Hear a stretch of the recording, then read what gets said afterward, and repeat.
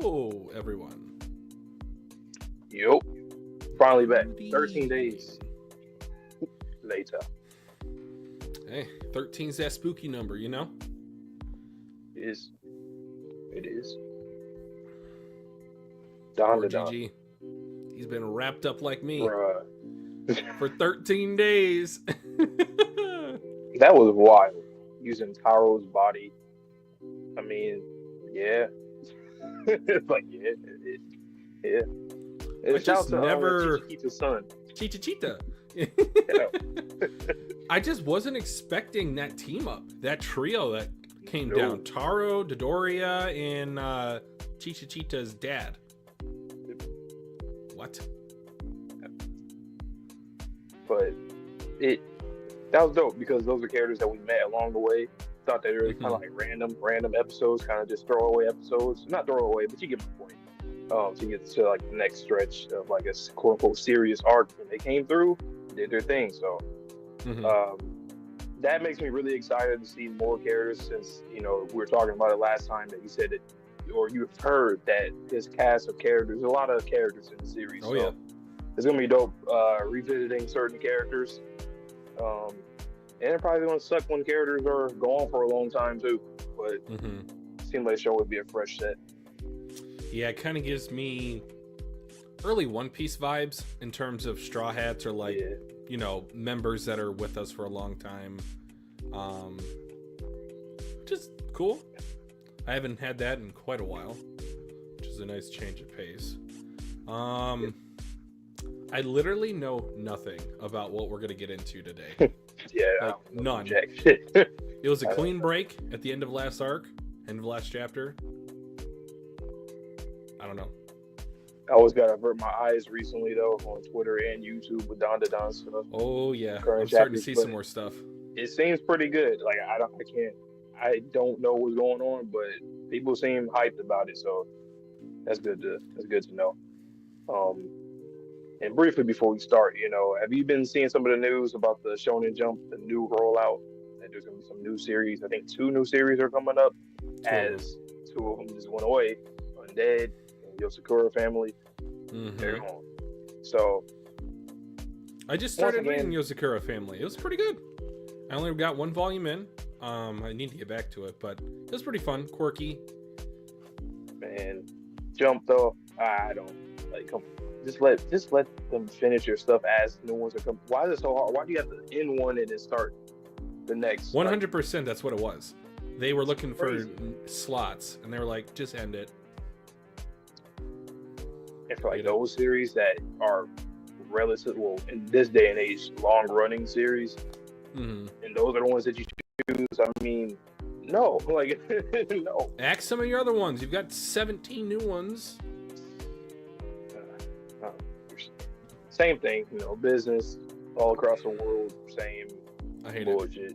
It's crazy. They speak the same language. Money.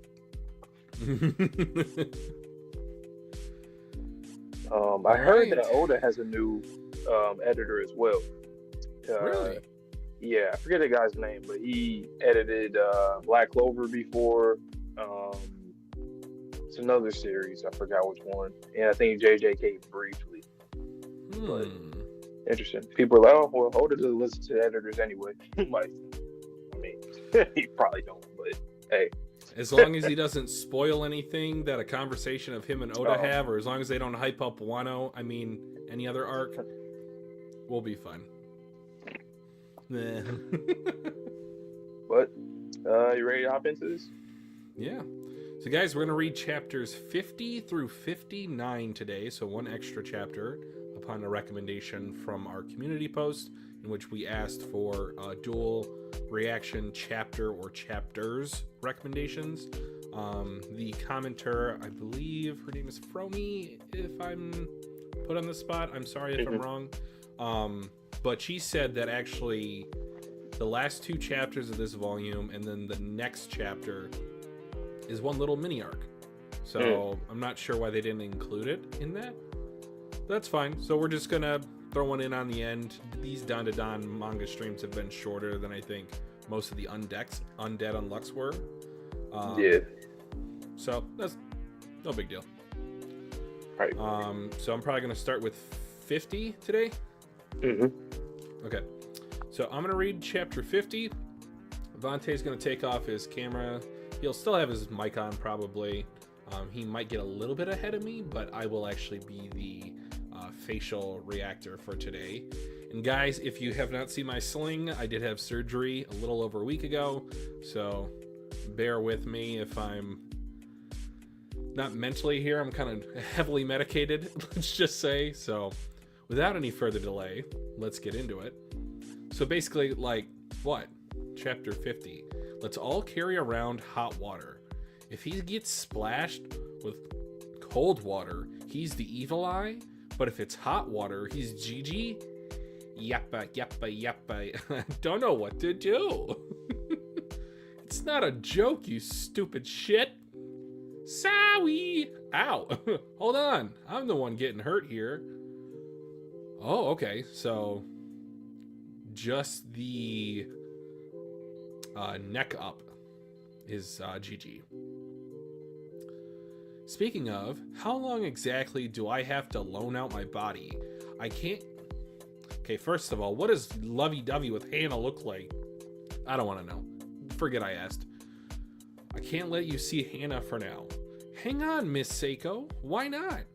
First of all, I've seen a 10 o'clock curfew. Set 10 o'clock curfew. I'm not going to let Hannah meet some weird guy late at night.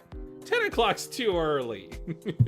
More importantly, Gigi, I'm sorry, as Aira's playing with Chicha in the back. And you, Four Eyes, too, Momo. Had I known the evil eye was there, I wouldn't have let you go out on your own. I'm responsible, SARS. Hey, quit it. It's weird. I'm the one who asked for your help. Please don't apologize. You're so naive. Don't tell me you truly believe you've got the evil eye under control. The evil eye was originally a mountain yokai, and mountain yokai are so full on they're revered as gods. If an ordinary human gets possessed by one, they lose their minds, their cells break down, and they die. That's why they only go after people with high spiritual power. In that respect, Gigi is the ultimate vessel. This evil eye here is still like a newborn. For now, you've just managed to avoid disaster, but it'll get stronger and will eventually become unstoppable. For now, we'll make sure Gigi is where we can keep an eye out on him. Manjiro will monitor you too. Don't leave Kamigoe City until we can perform the exorcism. Otherwise, we won't be able to make use the maximum power of the warding barrier. Also, Taro's barrier won't last long. An evil spirit on the level of an evil eye can become resistant to barriers. We have no choice but to use these. Each of you keep a hot water thermos on you, so you're prepared to splash him at any time. You take plenty of care too, Gigi. When you wash your hands, drink water, go in the rain, the slightest bit of cold water will cause you to transform. They're practicing like throwing water on him. These bunch of idiots. I love them. I don't ever want to deal with it again. You got that right. We've got to be vigilant until we can complete the exorcism. Where will you live, shrimp alien? I'll be living and working at a nearby dairy farm. Thanks to Miss Seiko. Thanks for coming to our rescue. If anything comes up, feel free to call on me again. Ho ho! Mr. Shrimp, does that UFO actually fly? Is it an anti-gravity propulsion system? It's... By the way, Shrimp, sir, what's your name? On Earth, it would be pronounced... Oh, moment of truth. Moving on. Look at Aira's face. I'm not saying that. Well, see you later, Mr. Shrimp.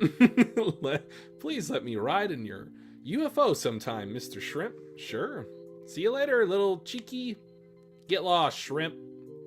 Is everybody in? How far is it to the hospital where Gigi's parents are? I got them transferred here to Kamigoe City. It's about 10 minutes away. Taro, you put this shirt on inside out. Ah, shut up. Normally, I'm fine just being completely naked. You have all your thermoses? Got mine. And hot water? Nice and full. Okarun? Right here. Cool. No, warm. Ooh, little pinky touch? Oh, sorry. It's okay. You're worrying too much. Oh, okay. Just leave your hand there. Okay. And now she puts her hand on top of his. The Doria said nothing after 10 o'clock. I don't think she would approve of this, even though this is her granddaughter. Miss ISA, what are you doing? What? I'm not doing anything. I mean your hand. Whatever the game is, I don't know the rules. Ah, shucks. What are you talking about? Hey, Momo! Taro won't do anything I tell him to. Jolt. Say something to him. You shut up. I can't move this body. Taro, you need to move like I would. Ready? 3, 2, gets. That's how Gigi would move. That's not completely wrong. That's cap. What do I care, stupid? It's my body. I'll move how I want. Hey, by the way, shouldn't we buy something to bring to Gigi's parents? Oops, is there a supermarket near here? I hope they're better. They're always so hyper, making such a racket. Getting sick was the perfect thing for them. That's cold. Are you trying to act tough? Of course not. Why would I? I wasn't that worried about them to begin with. Before I turn the page, so I'm on page 15. I don't like how casual this conversation is. It's leading me to believe that the parents have actually already died. Completely wrong. For the first time in a while, my next panel did not work because they're right there. Aww. And he can't even hug him because it's not his body. Aww. This is so wholesome. So sad. Happy too. Thank goodness. They seem well. Yep. But why is he standing like a board? Taro, you need to get that body properly moving. That's easy for you to say, but moving the body by itself ain't easy. You need to sync up with Gigi and perform. God, you're making a mess of it. How off-putting. Give me back my body. There were no casualties from the eruption. At present, the wildfires are also under control. However, the level 4 alert will continue to remain in effect. Now on to related news. Juichi Kito and 10 others living in Daija, aka Serpent City, have been arrested on suspicion of murder and abduction. Furthermore, the suspected ringleader, Naki Kito, age unknown, is currently on the run. Police are seeking her whereabouts. Ugh. Ugh. Ugh. Oh yeah, her arm got dislocated. Shit. After spending 200 years getting it that big, ISA Momo, you won't get away with this. Whoa! You've made an enemy of us subterraneans. That is a crazy design. What the hell? I think I might have seen this actual panel like recently, like this week, but I blurred my eyes. But this thing is nutty. It looks like an accordion. I'm still kind of confused about the Kito family. What are they? Like what? Well, they could either be subterraneans or she could have been the only subterranean kind of, she did, living throughout the years, because they did say that, or we did see her back in the original flashback with the kid that got burned at the stake. Yeah. So we thought at least she was 200 years old. Whether or not the other members are or aren't, I don't know. With them looking kind of creepy like that, it would not surprise me in the slightest if they were subterraneans. Yo, Tatsu. How? Like, these designs, like, what do you... Are these, like, things that you used to doodle back when you were younger? And then you're like, you know what? Nah, yeah, I'm gonna go all the way with it. Yeah. Ew, it's got veins on its arm and leg. Wait, yeah. Gross. But yeah, Gigi and his parents, love to see it. Love to see it. And Momo, Okarun, Hanzi. I wonder what makes Evil Eye's spirit so powerful. Is it because like the will of the mountain, that type of phrase? Or like mountain madness? Have you ever heard of that before? No. Really? Okay. Well, I'm about to share it. So I went to Pennsylvania for a wedding. Last year. At this point, it seems like it was so recent. But we went up to a cottage, or kind of like a condo section in Pennsylvania, and it was in the middle of the mountains. And while I was driving at the time, my friends were telling me like what mountain madness is. So apparently when you're out in the mountains, you will hear like whispers, or you might even hear your name being called. They told me never to follow that. Okay. So I've heard of it. I never heard the phrase, but I know of that. So mountain madness, and I'm thinking that might be related to like the evil eye. So they go insane, they go crazy. That's pretty cool. Because I only recently heard of that phenomenon. That's sometimes how I really think about with this series, like when it comes to conspiracy theories, like in real life, like we'll talk about like a Bigfoot or fucking Slender Man, stuff like that. Mothman, yeah, that would be interesting to get into in this series, where it's like they're not aliens and they're not ghosts, they're just literal other species that we just haven't thoroughly discovered yet. Cryptids. In this world. Cryptids. Exactly. So it's like that's pretty fun. That'd be pretty fun to figure out. I think that would also help us maybe understand some of the alien stuff. Like it's because there's a lot of theories about certain species on Earth that doesn't seem like they originate here, but they came here on some kind of asteroid or meteor or something and broken off. But yeah, I ain't going to those voices if I'm in the mountains. No. Vante, Absolutely read the next chapter, Vante. All right, man. Chapter 51. Okay, let me pull it up here because I had it on my phone at first. Okay, hold on. 51. Boom. All right. Chapter 51, title, We Can All Stay There Together. Okarun, let's walk together. Mr. Ase, good morning. Okay, so are we back in school? Normal stuff going on? How are things with Gigi after? Not great. The EY seems to be getting used to the barrier. When do you think the exorcism will happen? Don't know. Sounds like it's not an ordinary exorcism. You know those Hayashi performers they have at like festivals and stuff, they're needed in order to entertain the evil eye, and apparently that makes it easier to expel it from the body. Okay, but it seems like there aren't any around to perform the Hayashi music for us. So if Taro's barrier stops being effective, then we'll have to deal with the evil eye again. We'll have to keep it in check ourselves. By the way, there's a favor I wanted to ask Okarun. Sup? Is that one of her friends? Oh, goddamn. Damn, they both. Okay, she ran into him. Where's Gigi? Isn't he staying with you? Miko, it's such a relief to see your face. Yo, what's with you? Get off. I feel like I've come back to reality. Hey, get Momo back. Anyway, that volcano was crazy, right? Did you guys see the eruption? Why you? Sorry, I really don't want to talk about that. Huh? Why not? I thought you guys like that kind of crap. That's funny. It's like they're like us in real time, the audience in real time. From seeing their relationship start and how it's developing. Volcanic eruption. Is that a UFO? Look, see? They're saying a UFO was near it. Huh? What about the giant earthworm? What's that? What's that? An alien?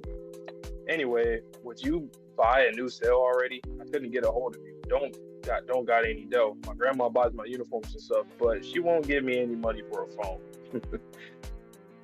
Okay, I was back in school, walking around, friends just looking at her. What's up? Are they still weirded out about that incident that happened? Damn, they just ignored her. Yeah, she lost her popularity, huh? I was the one who spread those lies. Please don't badmouth me while y'all said. Oh yeah, after that, she was being noble, being very real and honest. And then they said, "That's not you. We don't like you no more." I guess. Aira, what's up? Got a sec to chat? What is it, Mr. Yase? Cut the act. Come with us. Let go of me. What are you gonna do? Shut it. Let's go. Quit gripping already. Like, what the fuck are they up to now?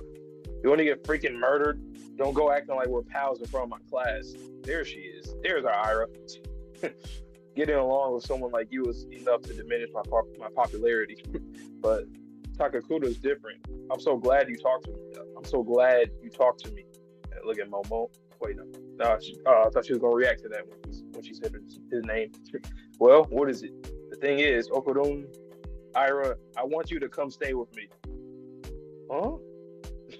If Gigi becomes the evil eye again, I'd feel better if you were both there. Yeah, I would be. I feel the same way. Of course, Granny's already there, but it's not like we can watch him 24/7. While I'm at school, she's looking after Gigi with Manjiro, so I want her to get as much rest as she can at night.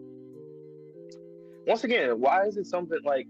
I feel like it's interesting that we haven't learned about Okarun's parents or family or who he lives with. Like, you know, we know of Aira's father, obviously with Momo, we know Granny, but and then Gigi, even his parents, but we don't know nothing about Okarun's parents. Like, nobody but nobody thought to ask him about this. It's pretty interesting, especially since he's always over there anyway, spending the night and stuff here and there. Well, I guess there's no other way. Can't be helped. This is the worst. I mean, just the thought of it makes me sick. I guess it's unavoidable, huh? C'est la vie, as they say. Why has it come to this? This totally sucks. No. We'll do it. If you can't, that's fine. We'll do it. Say, all right, we got you. Cool. How about starting tonight? Tonight, huh? What do I do? Aira, if you've got plans for friends, you can come over whenever.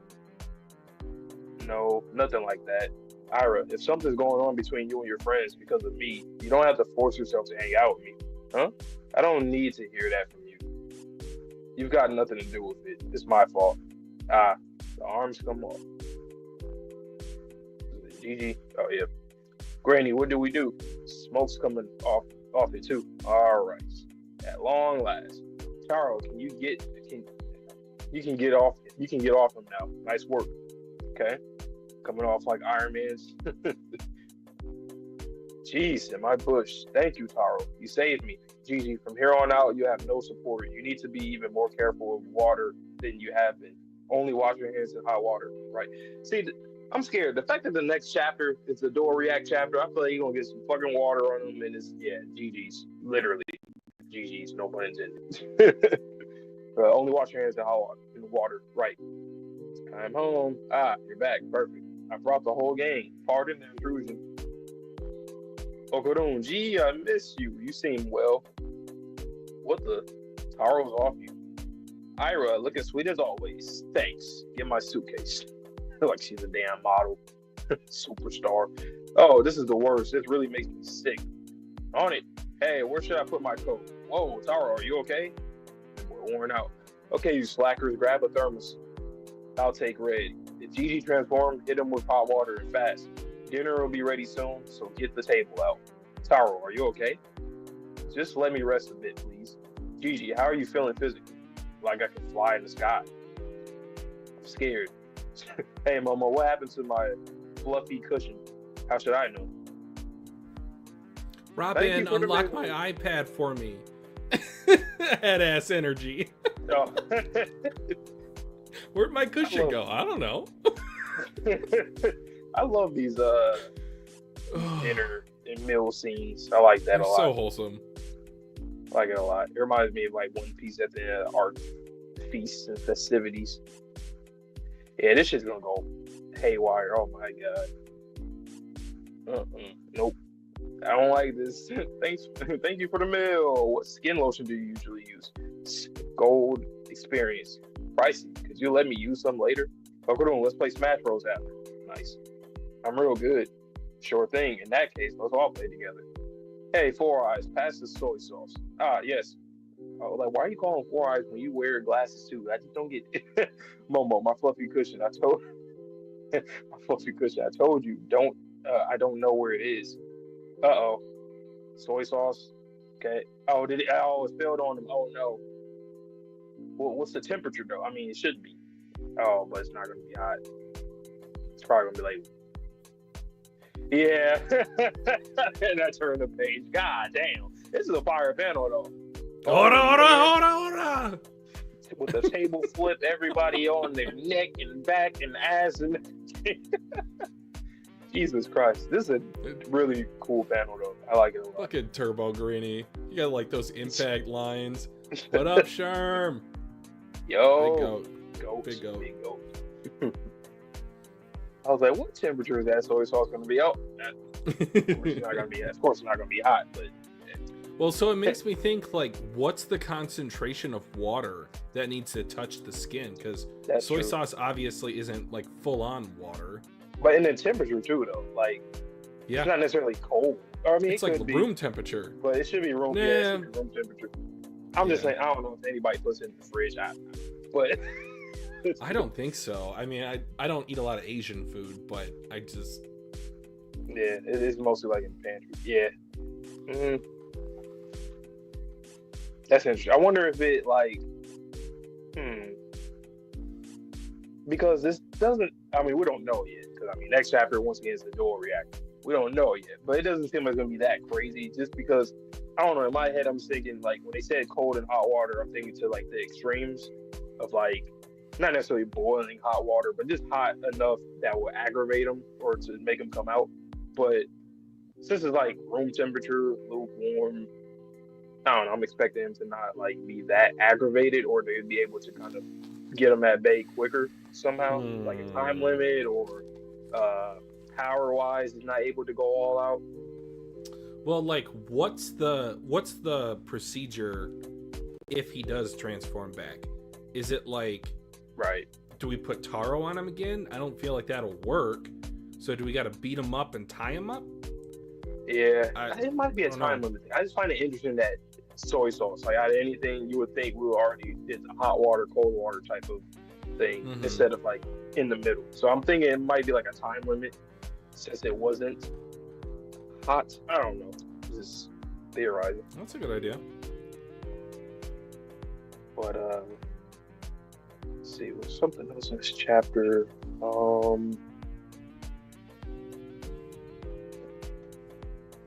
just the fact that the gang is all here is dope. I 100% would do the same thing if I was mom. I'm like, nope, Twitchy, Sherm, come on. No, there's an evil spirit in here. If he touches guys, man, it's like the RTTV house or the what's is it? It's not, his name's not Mark Phillips. Mark Phillips. Mark. Oh, okay. So yeah, their house. We got to contain this monster. Sherm, you eating good? They were eating too at the same time, so it was perfect. It was a perfect time for you to eat your meal. Good. As they would.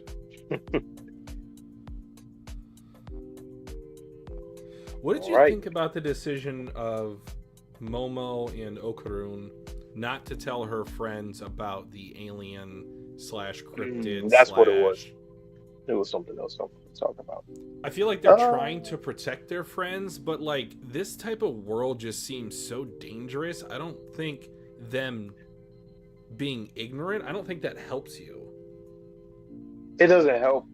It doesn't do anything because like they see on the phone it says volcanic eruption, they see a UFO or something that they think is UFO that's not any government or military spacecraft, aircraft or anything like that. So I feel like it's not hard. It wouldn't be hard for them to like. I don't think that they would deny it at this point. Because that is, and then they talk about the worm too. Well, she's like, what earthworm? She said, "What's that? An alien?" It's like that was kind of. I just thought it was an interesting decision to kind of like try to protect them, but I don't think, I don't know, maybe they might get powers later on, maybe they won't, but humanity like seems very, how do I want to put this? Like, top heavy, if that makes sense. Like, I feel like there's a few humans that have like a lot of spiritual energy. They might have a lot of power. They might have a pre-existing relationship with a yokai. But like for the most part, they almost seem like cattle. Yeah, because even when they were saying the like the evil eye, like any regular human without that energy, they would just get annihilated. But Gigi was like perfect for it. Yeah. So yeah, I think it's gonna end up similarly to like Bleach, where some of Ichigo's friends are able to like see the Shinigami and stuff now, or even have some kind of power, or you know, something like that. That'd be pretty dope though.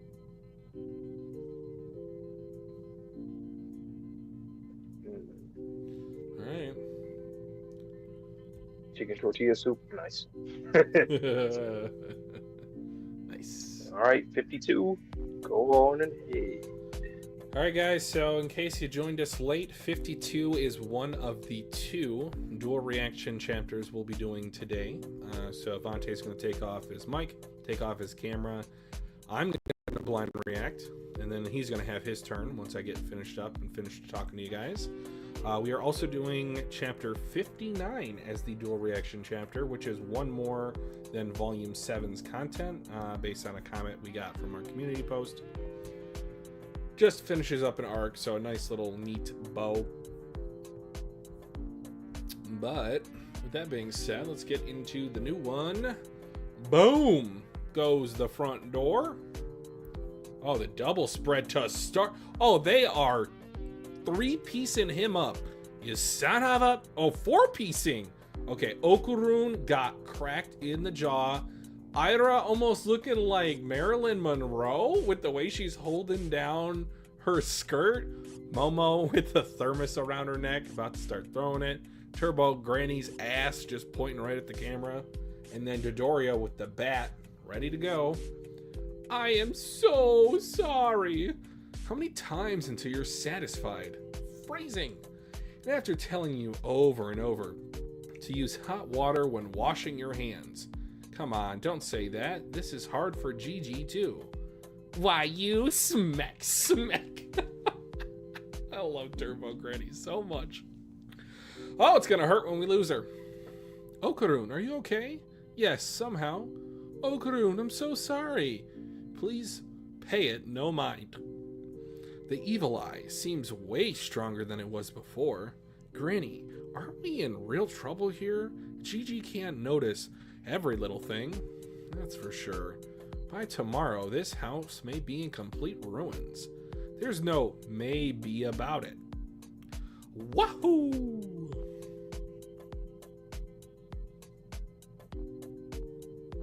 What? Who are these guys? The one looks like the Avatar: The Last Airbender, the Kyoshi Warriors. We got a member of the Dragon Ball Z fighter squad in the front. We got a posing JoJo's woman in the back. And then we got this guy with like a perm fro going on. Looks like a musician. If you're intruding, then leave. Okie dokie. When are the Hayashi performers coming? Dunno. Anyway, we should at least decide on our formation for now, right? We're all over the place, especially Aira. Excuse me, I'm the leader. You follow what I do. If I follow a dumbass, then we're all dead. Say what, you skank? Fugly. Stop it, you idiot. And now. Excuse me, huh? Is this the home of Seiko ISA, isn't it? Oh my god. So what if it is? Oh, I see. Well, we're here to fulfill your request. We're the Hayashi performers. Shock, shock, shock, shock, shock, shocked.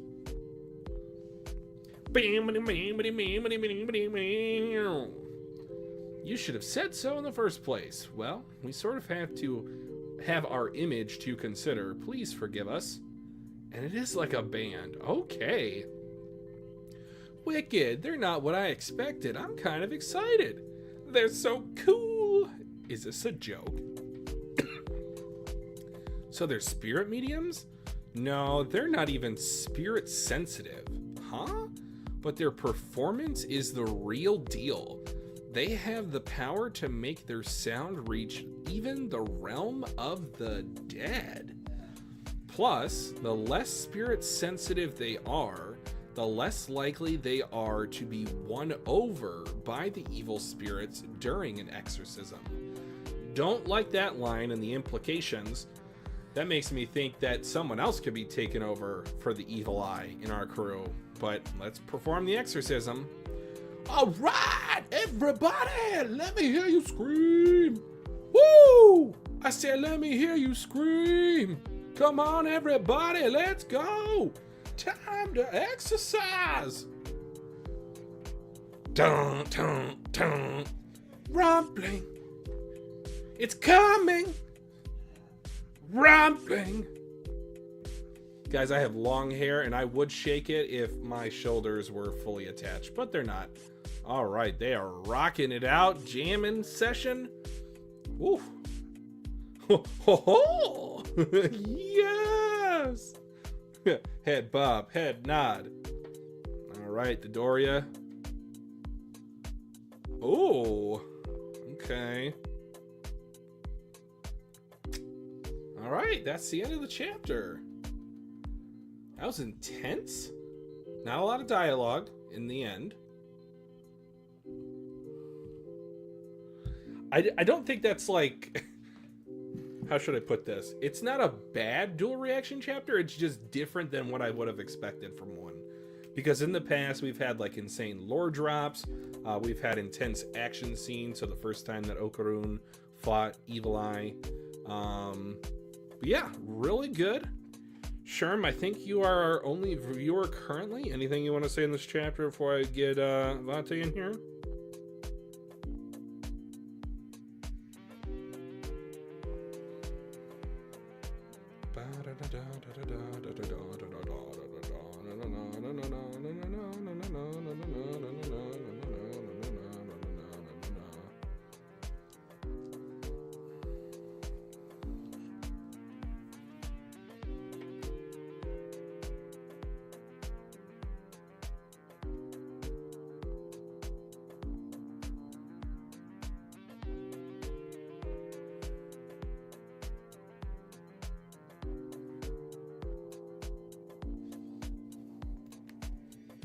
Oh yeah, the artwork was intense, just like their performance. Again, not the typical type of dual reaction chapter, but I liked it. Good pick. My hat. Only have one arm to fix things. Anything that I missed in this one? I don't think so. Pretty straightforward.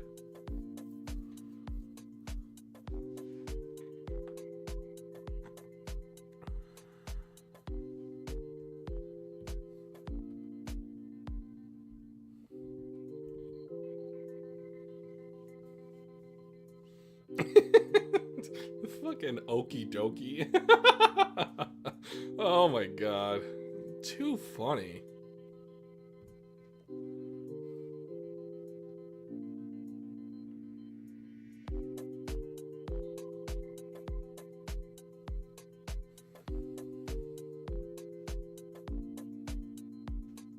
Where was Turbo Granny during that last scene? Do I see her? I don't think so. Did she go back in the house?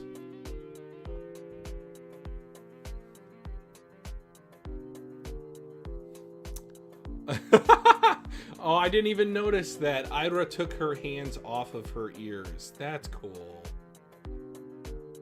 That's a pure kind of unadulterated. Unadulterated? I don't know. My brain's foggy, guys. It's just like there's no filter for it. It's just pure enthusiasm in the moment. What is he waffling about? Enjoy. All right, I hear that. I was sort of yeah. I'm struggling to say it too. Anyway, let's get into chapter 52. Chapter 52.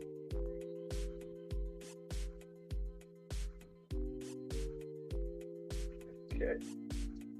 Let's keep going. Boom. Okay. Once again, dope final panel. All right. Okay, so yeah, I said I don't think it's gonna be that crazy. Like I thought it was gonna be more contained. They'll be able to contain it a little bit more. I'm probably wrong because the house, the front door, not just the door, that section of the house, that wall is gone. It's just gone. The Hayashi performers are here. Oh, really? They're gonna come here at the. Oh, okay. So they're gonna come here and then we're gonna calm him down. He's about to like do some lethal shit. God damn! What the hell is this panel? Whoa. Nah, this is crazy panel. Whoa.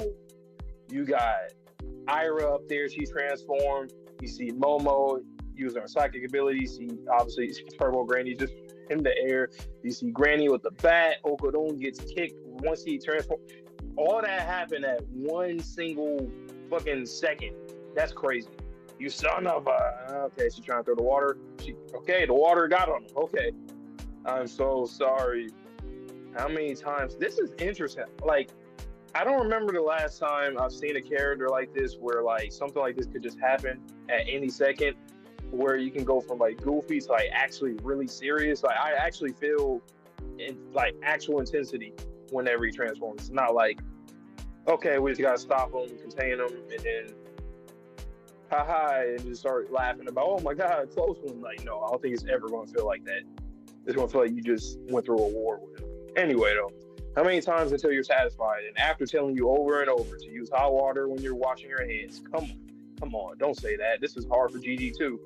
Why you? Granny's hit him with one of the fucking planks from the debris of the aftermath. Hold on, Granny. I like, you know what I'm saying? I like the hair down. Anyway, Okarun, are you okay? Yes, somehow. Okarun, I'm so sorry. Please pay it no mind. The evil eye seems way stronger than it was before. Granny, aren't we in real trouble here? Gigi can't notice every little thing. That's for sure. By tomorrow, this house may be in complete ruins. There's no maybe about it. Honestly, you might have to give him like some kind of suit for real. Like, not Taro, but like a suit that covers his body. And then obviously when it comes to him needing to wash his hands or take a shower or whatever, then, he knows how to manage it because he knows the temperature he needs to use it in. Wahoo! Pardon the intrusion. This is the Hayashi. Okay, they look. I want to say they look the part. I didn't think that they would look like this, but they look dope. Okay, I like it. I see the Saiyan armor inspiration tatsu. Shout out to Kira Toriyama, rest in peace. If you're intruding, then leave. Okie dokie. When are the Hayashi performers coming? Don't know. Anyway, we should at least. Oh, don't tell me. No. Don't tell me this is them and they thought it wasn't them, so they're gonna leave and it's some bullshit. No. We're all over the place, especially Aira. This is hilarious. Excuse me, I'm the leader. You follow what I do. If I follow a dumbass, then we're all dead. Say what, you skank? Hey, fugly, stop it, you idiots. Excuse me? Huh? This is the home of Seiko Ayase, isn't it? Okay, they did come back. I got scared that they was gonna leave, and then, at any given time, GG, some other bullshit was gonna happen with the water. So what if it is? Oh, I see. Well, we're here to fulfill your request. We're the Hayashi performers. Like, huh? The OP plays right after this scene, by the way, this pen. Okay, got a guitar. You should have said so in the first place. Oh, they got their whole band. Oh, wow. Okay, so they really are some performers. Well, we sort of have our image to consider. Please forgive us. Wicked. They're not what I expected. I'm kind of excited. They're so cool. Is this a joke?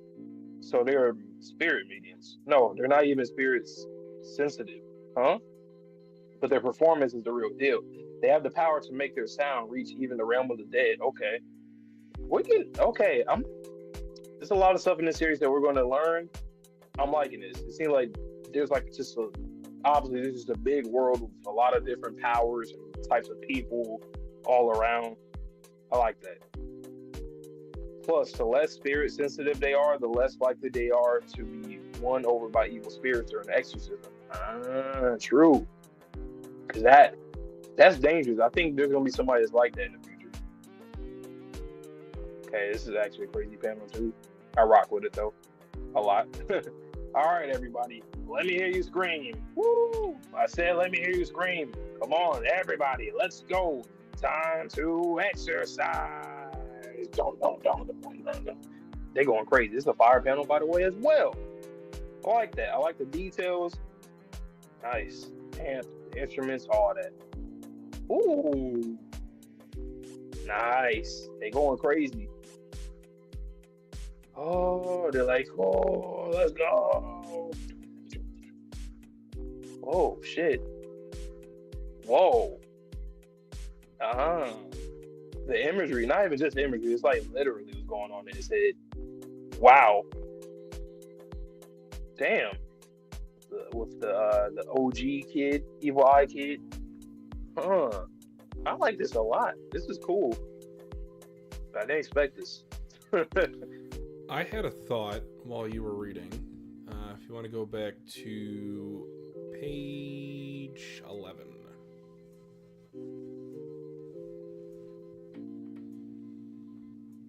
Mm-hmm. Do you think that last panel implies that the 3 out of 5 spirit mediums that were sent to Gigi's place initially were influenced by the evil eye, and because they were spirit sensitive? Yeah. At first, what did I think? I just thought that, something along the realms of that. I thought that they just went insane because of it. They were influenced in that way, but now, yeah, it definitely is a different impression. Yeah, I agree with you. And I also thought, like, okay, well, that opens up the possibility that this spirit's going to come out of Gigi and go into someone else. Mm-hmm. So, like, who are we thinking? Are we thinking there could be more than one in a body? Like Aira, Okarun? Is it going to try to go to Momo and she's going to have the internal fortitude to kick him out? I don't know. How about Granny?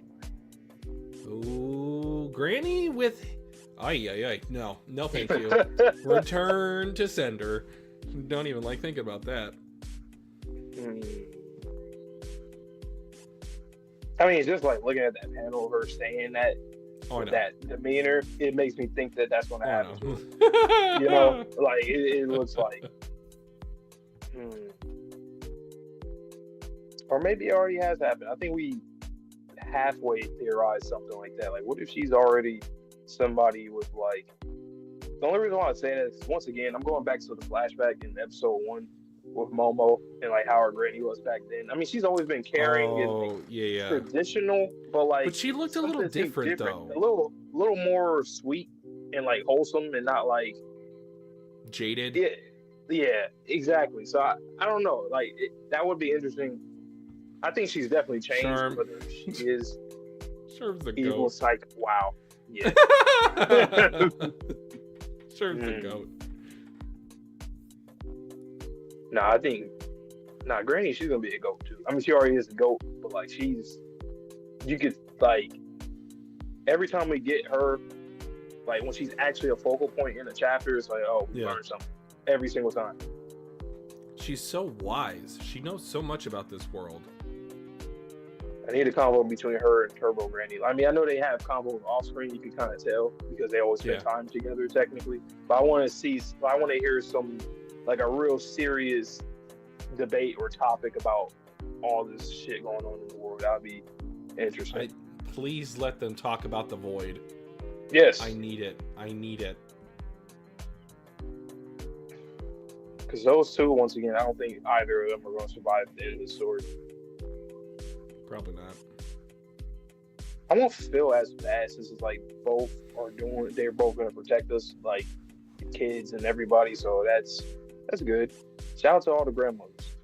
I mean, that's what Turbo Holographs. Granny wanted to do, or was doing, even before we met her. She was protecting those girls, so.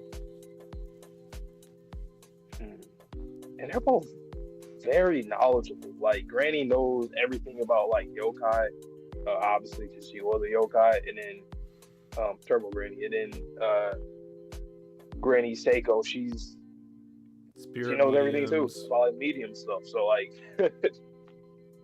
that's unique. So all we need is somebody that knows a lot about aliens. I mean, it'd probably just be another alien that is able to travel to different planets often. And I had a question when I was reading this chapter. I was like, where is Turbo Granny during their performance? But then I thought about what happened last arc with the Cursed Home. She gave good luck to the worm. And maybe that's why they don't want her around, or she's scuttled away, is because she doesn't want to unintentionally give good luck to the evil eye. Maybe. Because that is not good. No. No, that thing with good luck? No, absolutely That's not. literally evil antagonist with plot on. Literally. Like, no. We would lose instantaneous. But yeah, I like the Hayashi performers. Cool. Different. Did not expect. I thought they were going to be, like, more traditional with, like, older instruments, the typical, like, wow. Wow. And more zen. Not like this. No. Great chapter, though. Yeah. Go ahead. Chapter 53. We became a family.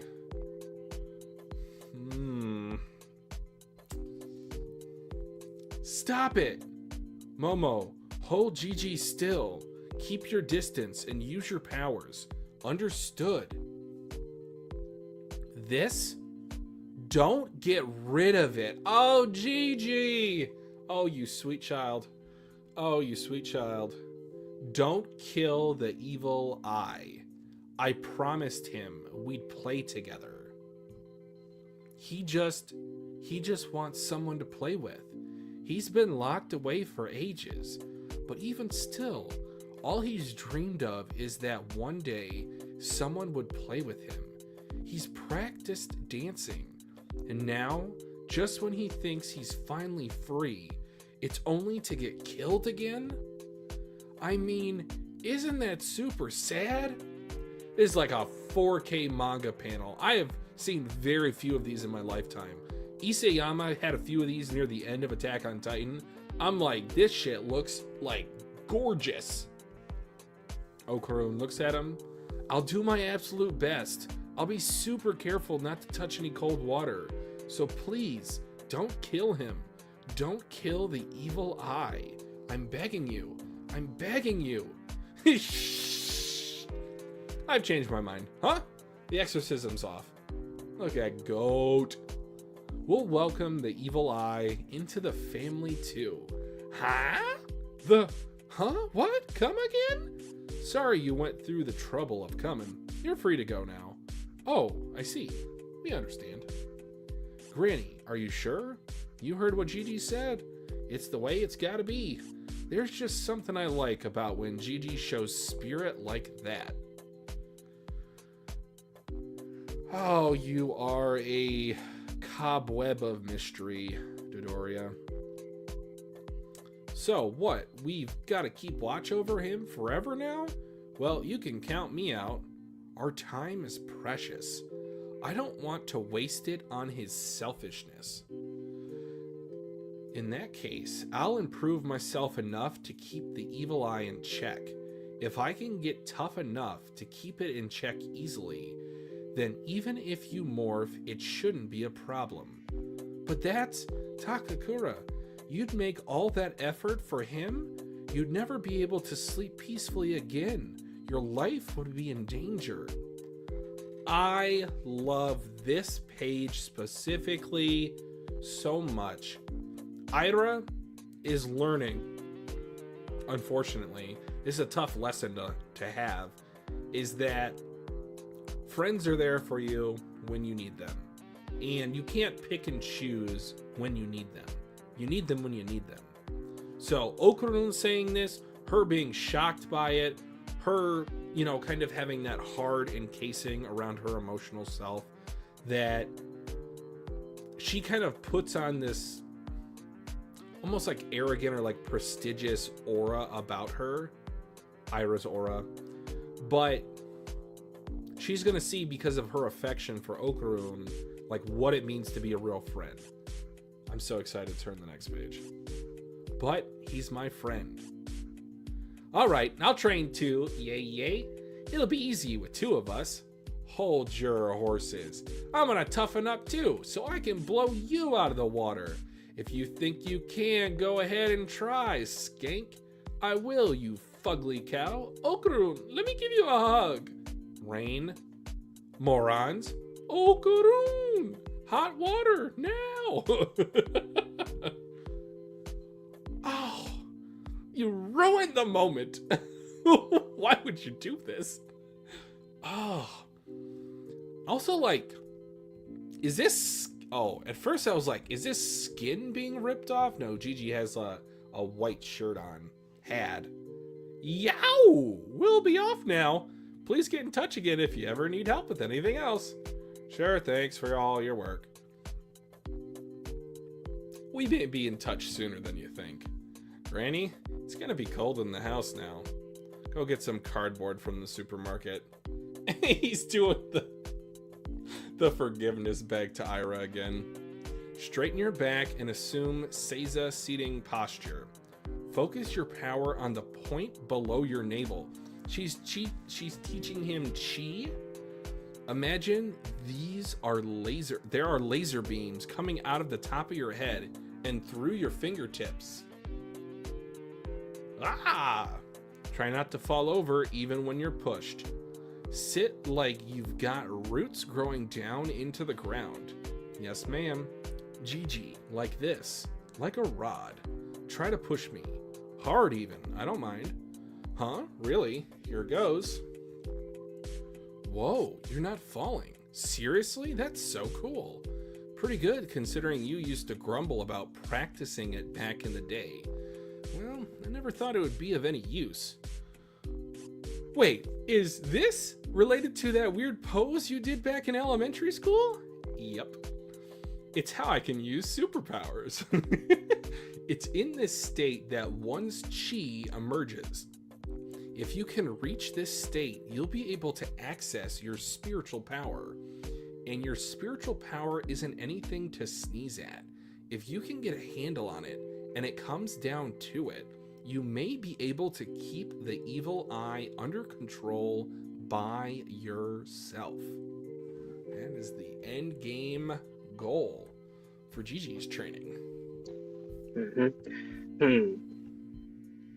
Granny, I'm starting to think like is she trying to like build a team?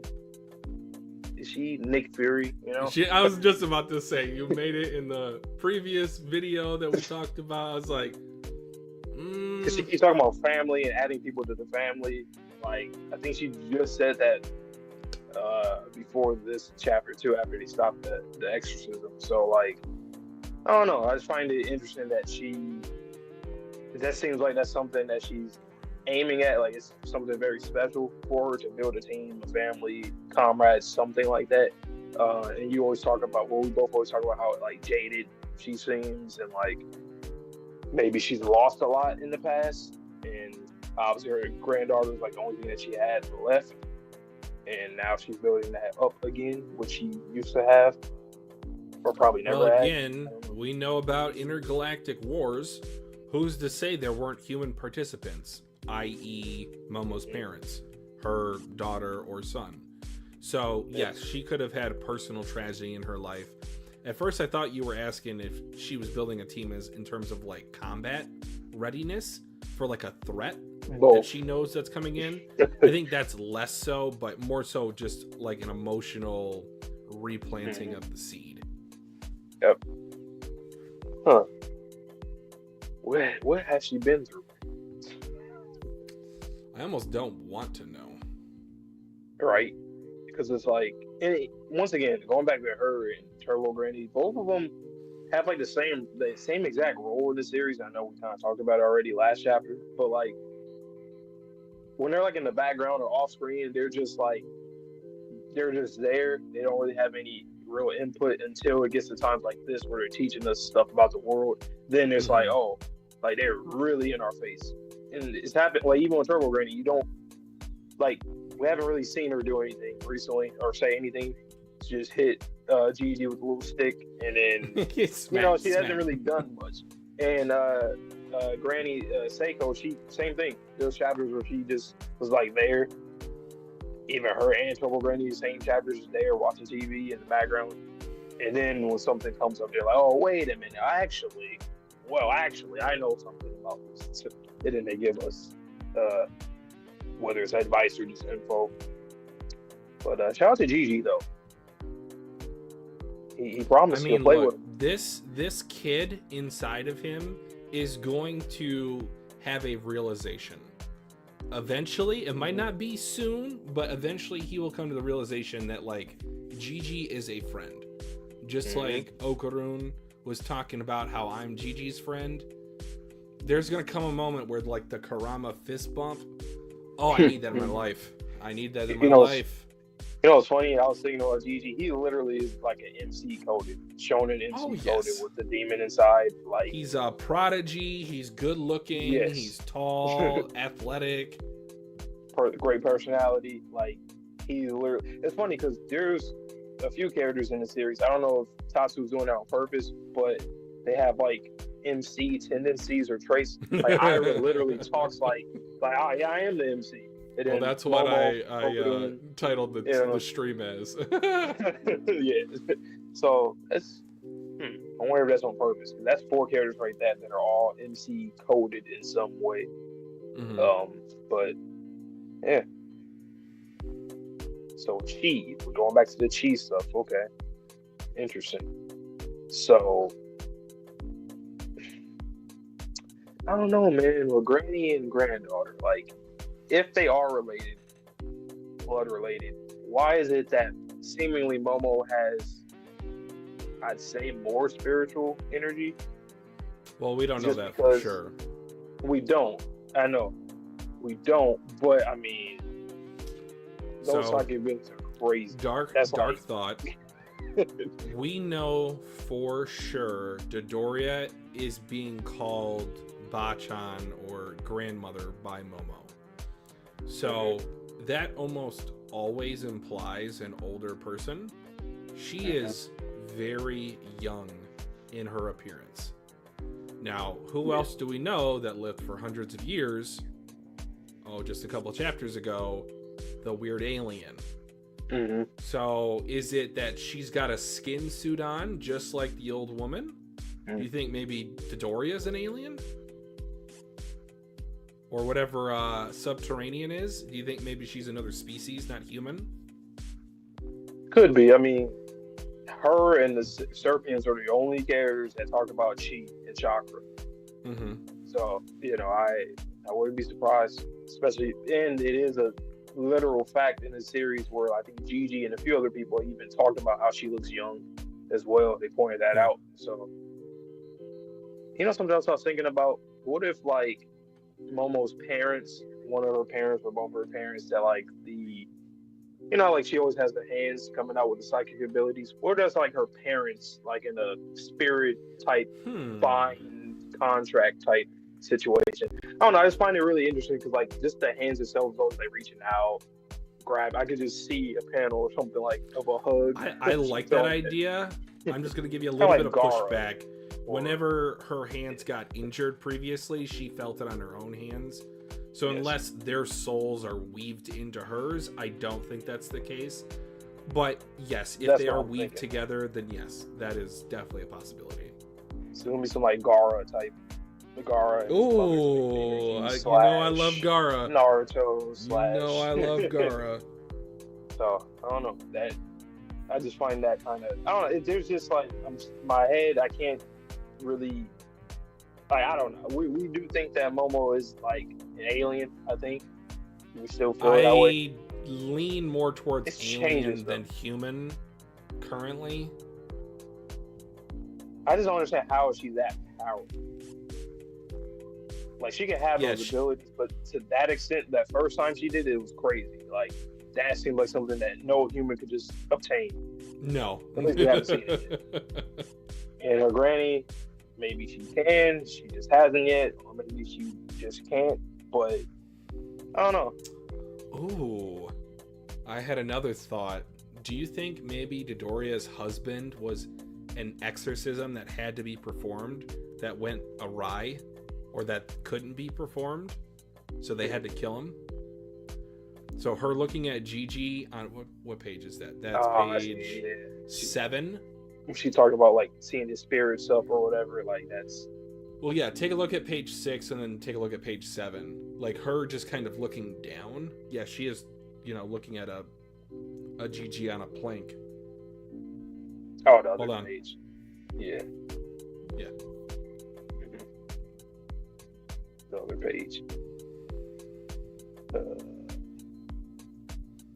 Oh yeah, I see what you mean. Yeah. Oh, and the fact that she was so quick and like stopping it too, like. And then she says, "We'll welcome the evil eye into the family too." Exactly. That sounds like oh yeah, I absolutely like honestly, she like yeah, I kind of wanted to stop it in a way because yeah, like you said, something probably went bad before with someone she loved, so it was easy for her to do that there. Because she didn't want to do it in the first place. Right. It's almost like a doctor and a patient, where it's like, I don't know. Ooh. I'm not going to get into like doctor theories and stuff, but like if there's something that could save somebody and they know of certain things that can save them, but since they are a doctor in whatever country that they're in and whatever things they have to go by, the good ones, they let you know, like, use this, you'll be okay. You got a passport, right? You see, exactly. That's where she's at right now. And like, this is good, man. I love these chapters. Like, it's good. There's always something going on each chapter. I love how in each one there's like just this little seed that could be something or couldn't be something, but at least it gives us something to talk about in between all the action panels. Like the beautiful artwork and just like the cool character moments. So I like the diversity that each chapter has. Oh yeah, the soccer ball, that is so cool. The ball of souls, that is crazy, but hey, I rock with it. I like how it looks. All right, I guess I'll get into the next one then. All right, enjoy. Chapter 54. All right, title is Get a Part-Time Job. Okay, everybody sleep. She wakes up. What is she hearing? It's cold. Going down the hallway. Everybody got bad head. Yep. God, you scared me. Gigi, wash your hands in hot water. Will do. Okay, it's warm now. Thanks. That's actually really scary though at night. I mean, I know that Momo brought it up. That's like why she brought it up. But that's really scary because imagine if you like half sleep, you kind of, you wake up, you go to the bathroom, and you accidentally put some cold water on. Of course, just even for a split second, that's crazy. Nah, I gotta put a suit on this kid, man. Give him gloves, like at night. Like at night, you just can't have any access to water, to cold water. All right, thumbs up. Back to bed. Okay, thanks, Okarun. Sure. Hey, the cardboard's come off here. Stay away from the Gigi. There's evening dew. Oh, damn, see, like even got wow. Man, this is all my fault. I'm sorry. Please don't apologize. We're all in this together. When I was cursed by Turbo Granny, I caused a lot of troubles for Miss Ayase and the others, but they went out of their way to see I was taken. Went out of their way to see I was taken care of. That's true, but shit, Gigi's just even crazier though. Like, man, I understand though. He's trying to help him, and I'm not saying that he's like lying or nothing. It's just crazy with Gigi. I promised myself it was crazy for a second with Okarun too, especially with the bathroom scene. Yeah, that was pretty fucking wild. I promised myself I'd pay back the living expenses and clothing costs, etc. So I delivered newspapers and brought her some money. But then, what's the point of paying me? What's the point of paying me back, moron? If you're feeling in debt to me, for looking after you. You can pay it forward by helping someone else who's in trouble. That's what being in this together really means. Nah, like this page, no, she's traumatized. Yeah, her entire mentality is based on something that happened in her past. Mm-hmm. Sorry, go ahead. Yeah, I mean, every time she turns her head and says like, "Well, yeah," every time I see the back of her head, I'm gonna know, oh yeah, something is reminding her of a past incident. Damn, she's so awesome. I wish I could say stuff like that, but in my case, I just be trying to look cool. But I'd like to become even a little bit cooler, so I could be like her. That's another thing too. I like Momo or any of these kids to like just talk to her about her past. Specifically Momo though. Like, I think she at this point in time she should be a little curious about that. So yeah. Okay, morning. See the birds chirping. You got no crisis management. You got no crisis management skills. Okay. Getting her hair ready, getting ready. Look at that breakfast. It's cold. Let's dig in. I was say we're Turbo Grain. She sleep under the damn table. Takakura, do you want seconds? Here's miso soup too. Eat your fill. Gigi, focus your power on the point just below your navel. Keep your back straight. Project your chi at all times. Right. Oh, sure. Seconds. Get it yourself. You're being annoyingly helpful for Okarun, you skank. Of course I am. You know what's funny and ironic? I don't know if Tatsu's doing this on purpose, but like the sleeping bags remind me of like the worm. I don't know. I could just be reaching. See y'all later. Takakura, you didn't forget anything, did you? Totally prepped for today's lessons? Yes. My tummy hurts. Maybe I'm cold because the house is. You were sleeping with your belly exposed. You should have covered me then. Takakura, listen. Momo's a really restless sleeper. Hey, stop that. And she uses my lotions while asking. You told me I could. Well, your teeth grinding is deafening. Shut your fat face. You damn liar. Okay. What is oh no, Okuda, he's just happy. Like, look at my friends. I made a decision. I'm getting a part-time job. Where's this coming from? I need to fix up my house. Whoa, what about a new cell? What would I need that for? Right now, what I need is warmth. Is your house really that cold? It's colder than the dead witch's booby. What? Didn't Rowena say her work was looking for part-time help? She did a restaurant, right? For real? Please tell her I'll work super hard. Momo, you don't last long at part-time jobs. You like fight with your superiors and stuff. Only because I hate injustice. So cool. So this is also going back to that, was it that extra chapter that we had peeped a few months ago, like a month or two ago, where she's trying to get that part-time job with a damn monkey in the soda shit. It's hard for someone to recommend you for a job if they think you're just going to quit right away. It'll be okay. I'm growing up now. I won't sweat the small stuff. Did you hear that, Miss Kai? I heard that, Miss Me. Okarun. Momo said she got a part-time shift today, so can you leave without her? Got it. No problem. And therefore, you can hang out with us. No, thank you. I must decline. Come on, you turd. Yeah, come along, quiet. I don't go on dates. We're just going to have some tea. Wouldn't you call that a date? So if Momo and Gigi had tea together, would that be a date? No, it would not. Then what's the diff, you piece of... Okarun, right here. I won't drink a single drop of tea. You'll get thirsty. I will not. Fine, don't have a single drop then. I won't. This is hilarious.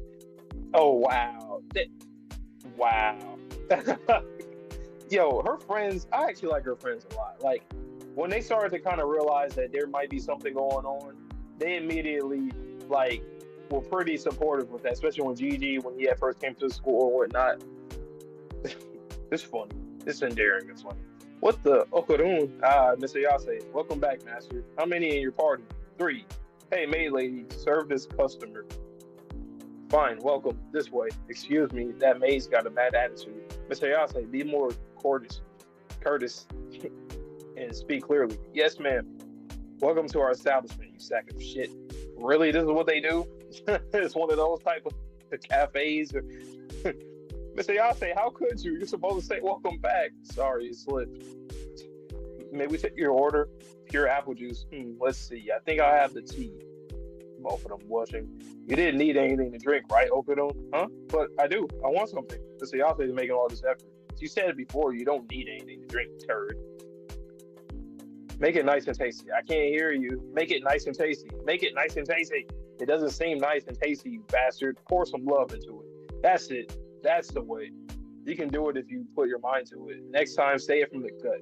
I'll murder you. Your advice is appreciated. And now, to make it even tastier, please make a heart in front of your chest and make the Momo beam. Everyone all together now. Ready, set, Momo beam. Try me. This is a hilarious ass chapter. You need chapters like this, though, especially to further relationships. Moe beam. Bruh. I was like, why are they being so forceful? Ah, cafe. Okay. When they said restaurant, like, yes, it is technically a restaurant, but it's just, you know, with my American brain, I was just like, a maid cafe? That's not a restaurant. Yes, they serve food there. That's hilarious. That easily could have been like a chapter extra too. This chapter. Oh yeah. It had that kind of vibe to it, and still very enjoyable. I liked your point about her friends, though. Her friends have been not like pushy, but they've been kind of firm in getting these two in, you know, shared circumstances. Yeah. I hope that's like that stays the focal point, or that stays for them a thing. Yeah, because like if anything were to happen to them, I want to see like how they would react to it. Obviously, I know how, you know, Momo would, especially, but like I don't know. I just think that would make all these moments even like better. Like I already love them a lot, but it would make it even that much better if their lives were in danger. Not that sounds dark, but you get what I mean. Just to show. I mean, end of the world, everyone's lives will be in danger. Indeed. And Gigi, you better be saying hot, not cold. So, if you guys actually notice, I have what's called like an icing shield, an icing, I don't know, it's kind of like a get up, but it literally circulates cold water through it. Why don't they have like a full body like suit made out of circulating water with hot water? Like that'd be pretty cool. Oh, imagine the summer times too. I just thought about that. Or like when it starts getting hot. Oh, it's GG for GG. GG's GG. Bro, even the morning dew. Come on now. What? No. No. Even a splash is no.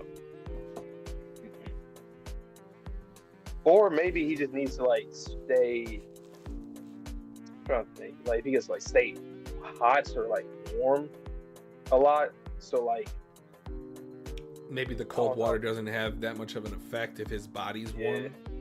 Yeah, like kind of cancels out or something. Aside from like just making sure your body's covered at most of the time, you know. Yeah, so is it any cold or is it just cold water? And what, like, why cold water? That seems strange. I think we were questioning that when we first heard about the water situation. Yeah. Obviously hot for the volcano stuff and whatnot. But I don't know. You know what? I can definitely see a scene or a panel of him, or just a chapter in general of him having to get inside water. Like say he has to save somebody. Oh, damn. Imagine that someone falls in the water, they can't swim. He sees them, it's like a kid or something like that. On some shoji in My Hero situation. It's gonna be a shoji. shoji. Help the kid, save the kid. And then he has to get in cold water. Damn. I was also thinking maybe they could build up his resistance. So there's a common prank at sleepovers, unironically, given this chapter, that you put someone's fingers in warm water while they're sleeping, and they apparently urinate on themselves. So I was thinking something similar in terms of while they're conscious, like put his fingers in hot water and then have a cup of like maybe room temperature water next to him, and then just kind of go from like one to the other like really quickly to see if maybe he can build up a tolerance to like room temperature, then cool, then cold. Right. This is a crazy handicap to have. We're going to have this handicap for a good stress. Like it rains. It rains. It's a problem. And apparently, it's like even when it's like lukewarm and I like cold, because we seen with the soy sauce situation. Apparently, if it ain't hot, it's GG. GG's GG. Yeah, this is no. Taro, help me. Cover me. Alrighty, next chapter. Yep, next one. Alright guys, so just a quick reminder, if you're enjoying the Moe Moe Tri-Beam, like the stream for us if you enjoyed. We appreciate it. So chapter 55, Moe Moe Tri-Beam. You bastards. You'll regret this, damn you. Nice work you're doing there. I took some adorable photos of you, Momo. You told me the job was at a restaurant. Who cares? You're a maid. You're so cute. Did you just come here to make fun of me? Leave. Go. Shoo. Shoo. See ya. Thanks for your service. Give it your all. You're on the road to renovating. Okarun, let's go. What's up? Actually, I'm going to stay. Have fun. Okarun, you gotta get out of here ASAP. Gigi will be waiting for you. Sorry for barging into your place of work. You should be. Don't ever come here again. Jeez, it's cold. Miss Ayase, what time are you here till? 10. Alright then, I'll stay here until you're done. Huh? No, I told you to leave. And it's freezing, you'll catch a cold. It's dangerous for a girl to go home alone at night. Nuh-uh, I'm tough, I'll be fine. I see. Okay then, take care. So wholesome. Teenage romance. Slaps the face like Michimiya. She's serving. She's been revitalized in her Moe Moe.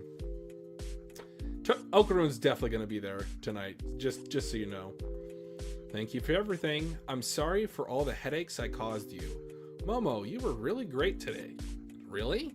See you again soon, okay? Yep, I'll be off then. Take care. Guess I'll head home then. She was looking for him. And there he is. There you go, my boy. And he's kind of got like the hair slicked back and like his, let's just call it demon form. Huff, huff. Miss Ayase, all done with work? Huff, huff. Huh? Wait, you didn't go home? I can't very well leave a girl by herself at this hour. Now, let's get home quickly. Brr, it sure is cold. And she grabs his hand. They're gonna walk hand in hand home together. Because it's cold. Sure? Hey! Alright, trying to push over Gigi. Incredible. I can't even budge him. Stupid Gigi face. Well done indeed. You learn quickly. Manjiro, get some hot water ready. Yes, ma'am. Gigi, just stay as you are. We're going to try some soy sauce. No, wait! Master, isn't it too soon? Visualize it, Gigi. Be one with the soy sauce. Like, there's steam coming out of every pore. Oh, it's like a shield. It'll be okay. Believe in yourself. Okay, here we go. She used the smoke from the cigarette to visually observe his aura shield dispelling outward. So can she not see it? Is she blind like Maki from Jujutsu Kaisen to the spiritual happenings? Let's keep going. Okay, here we go. Alright. right. Well done, my boy. That was close. Amazing. Is such a thing even possible? Yikes. That totally drained all my strength. Unreal. You're a real prodigy, you know? Don't drop your guard. You may be able to handle room temperature liquids, but cold ones are still out. At least it's good to know you're capable of suppressing it. It seems you'll be able to return to normal life. We're home. Huh? You're so late. Do you have any idea what time it is? I was at work. Work? First I'm hearing about it. Is she blowing on her hands? Because they're so cold? But you were holding one of them. Whatever. What does it matter? Brr, I'm freezing. I'll have this hot water if I may. Mama, listen, I was incredible. What were you two doing together at this hour? Bump, cold bead of sweat from her drink, or boba tea? Ah, not again. Psycho is... She is intently pouring from her thermos. So is Okarun. He put up the house around him. Oh no. Oh no. Evil Eye, stop. Fight me instead. She gets dispelled. Oh, that's the way to end the chapter? I'm sure you guys were pissed this week if you were reading week to week. Jesus Christ. Once again, we said this before too. I love that this is like an ongoing, very intense, serious problem. It's like, even though we're progressing with it, with Gigi, with his chi, with obviously him now being able to take like room temperature, it's still, this happened. So yeah, we gotta deal with it. Let's see how we deal with it this time. Do you remember what was the reason why he wanted to go after her specifically when he was in the Evil Eye form? Was it because she did not kill herself upon gazing at the Evil Eye or ingesting the suicide beams from the cryptid worm? Like, why was he specifically targeting her?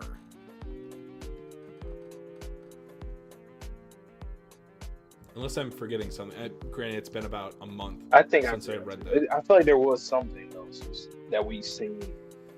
I don't think it was during when the Kaito old lady when they were teaming up. I feel like there was something there, but because this seems like the reason why I bring this up is because this about to be fist to Momo seems personalized. It seems like he is targeting her.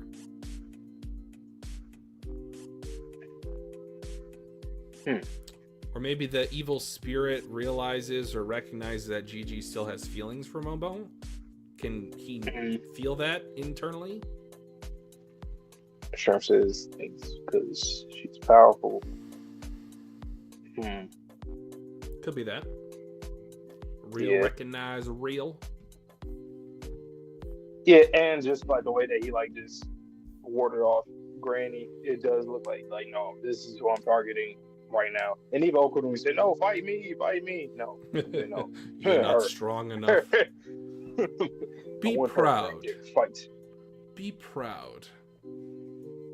This is. You were strong. I honestly, I think it would be cool once again.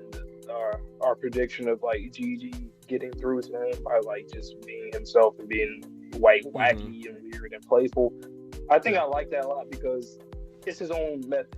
It doesn't have to be the cheese stuff. It doesn't have to be him just being careful and not bringing them out. Like, no, I'm going to make sure I can do it on my own because he realizes I'm putting everybody in danger, even though it's not, obviously it's not his fault. But like, well, technically it is now because the exorcism was called off because he said, "Oh, I made a promise to him." So yeah, it is not your fault, but it's your responsibility. So I think he'll be able to contain them at some point. It's going to be, I don't know soon. It's not going to be soon. It's going to be later, but can't wait. I think it would also kind of build up the mystique that is Gigi the Prodigy, because no one else has been able to withstand an evil eye possession in the past, at least that we know of. So him being able to do it just with it, like his quirky personality, I like it. Mm-hmm. Yeah, man. This is good, man. Once again, it's like same thing like when we read Undead. It's great, but this I would say something that Dandadan is doing that I like probably a little more already is just the moments where we're just kind of living every day-to-day life, and it can segue into like an arc or something or a mission or whatever very seamlessly. Like it doesn't feel segmented. Like it goes smooth. Yeah, like even when they're like going back to school the next day, I'm like, oh yeah, that makes sense. They got done doing what they had to go back to school now. Prior. It's like it doesn't feel like random. Like oh, okay, well, isn't there like something you got to deal with? But no, they deal with it. And the problem comes again, they deal with it again, then they can stop. Deal with it again, stop. So that is something I like a lot. It's very smooth. Yeah, where are Okarun's parents? He could just sleep over at a friend's house for weeks on end. It's fun. Someone has to ask him. It's fun. Like, do you think so? I mean, obviously, there's something with him in general that we don't know yet. But like, I do find it kind of strange that no one would question that. Like, everybody else we know of a parent. I think it's more so like Japanese culture, because they have this television show, and I'm almost like 99% sure this is a thing. They literally have a camera crew follow a toddler going on a store run for the first time. So they're like 3 or 4 years old. They go from their home to like the supermarket. They buy something and bring it back. It's like a television show. To show like they are so independent at such a young age that, unlike, again, with the truancy laws in the United States for school, that's true. They don't have them in Japan. So because of that, they have a look. You can just stay home if you want to. Right. But again, with like kids by themselves, I don't think, as long as most of their needs are taken care of, that they would even be able to be forcefully put into adoption. If you're self-sufficient at the age of 12, if your parents pass away, then you can just live your life as a 12-year-old. Yeah. Plus, Okarun, he's a smart kid, so they probably he's fine. So Sherm, that is like canonically correct for that culture. Is that what I'm hearing? Huh. Okay. So I guess. I like how you said canonically.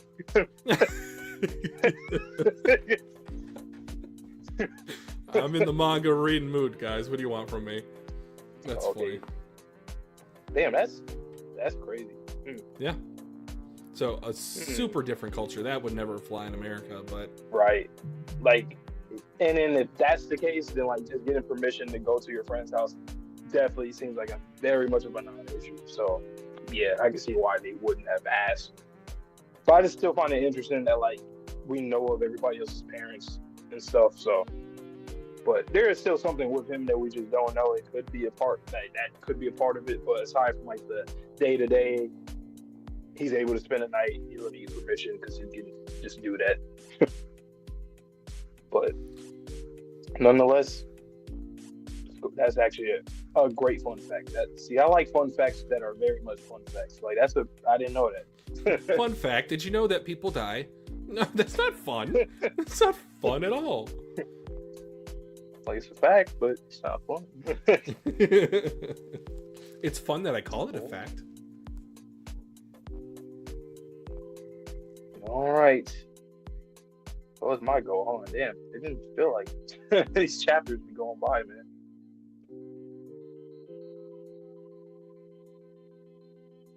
Okay, come on, show them the jump.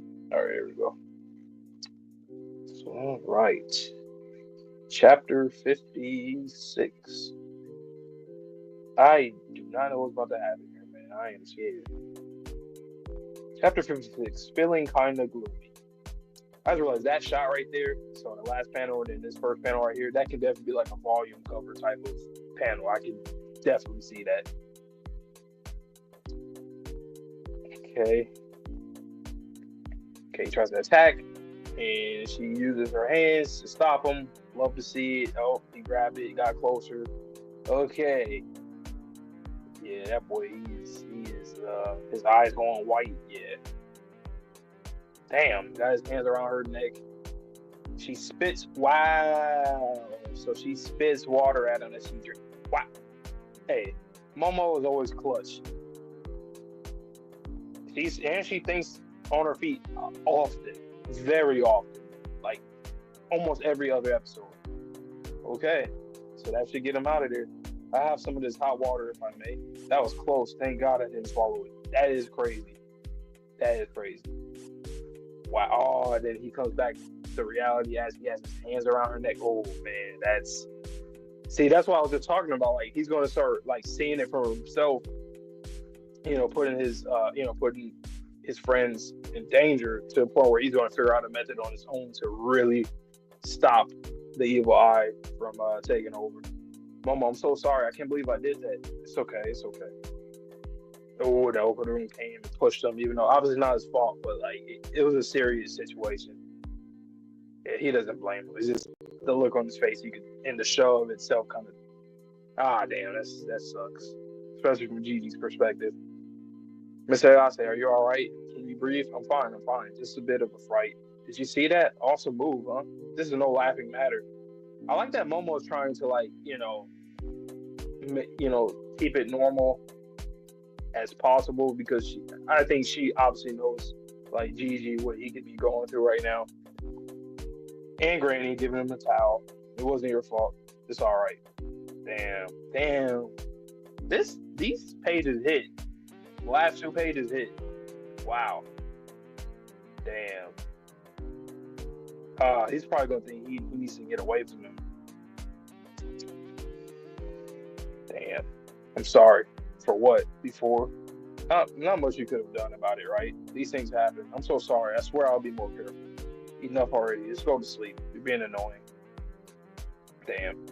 Oh, Okarun with his fist. See, this is another situation because now anytime he transforms, I think Okarun's gonna go like he might get a little too like deadly to the point where he might kind of accidentally, like almost incapacitate him like fully. You know what's hilarious? Okay, I turned the page. You know what's hilarious? She just I was thinking about how is he gonna work here? I'm like, they obviously will tell he is not no regular human. He's some weird species of something. So he has a mask on, or let me find out he can manipulate his face or some shit. Mr. Penny, you've got a friend here to see you. A friend to see me? What a nice surprise. I like that he has a star shirt on. That's cool. Huh? Mr. Shrimp, it's you, Okarun. Why do you look like that? This is how I always look when I'm on Earth. Whoa, incredible. Huh? For real? Or is he doing something, or is it just a mask? I don't know. I guess he's. So it's true that aliens usually disguise themselves as humans. Okay, so that kind of situation. Okay, to blend into society. Accidentally, about how many aliens are there on Earth? Don't know. What can I do for you? He always trying to ask him some kind of question. He just do not give him no answer, for real.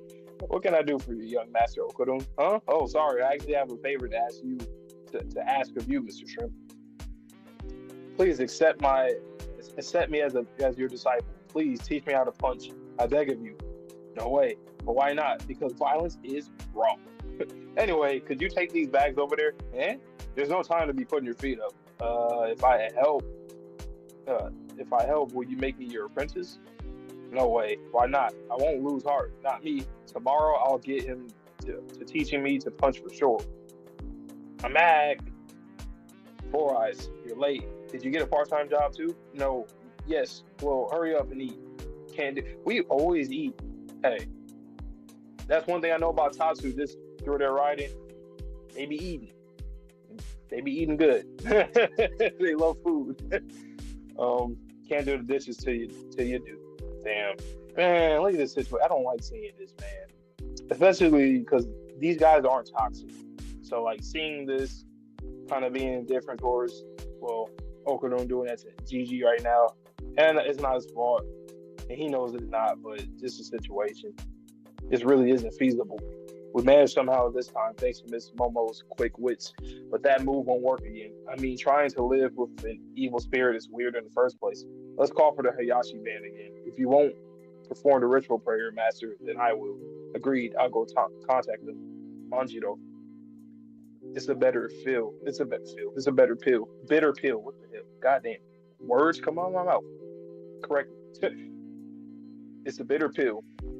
As an adult, you wish you could shoulder all your kids' burdens yourself and tell them to do whatever they want. There's also an adult's responsibility to show them reality. Look, I admire Gigi's spirit too, but what can't be done can't be done. How sad. Another one of those panels with Granny.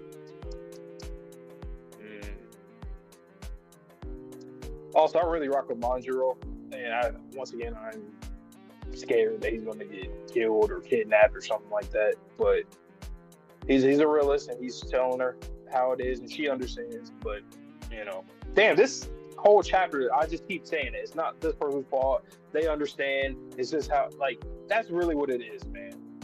Damn it. That's how I know it's a good cast of characters. Employ a snapping motion, and what dance is that? I'm not dancing. Clumsy son of a, leave me alone. Listen. You. Why are you teaching to learn? Why are you trying to learn to punch? Because I want to toughen up, obviously. Toughen up, and then what? Someone out there you want to murderize? I'm pissed off all the time. I want to overpower the evil eye and send him flying. That's just not enough. Yeah, I'm just going to overpower the evil eye.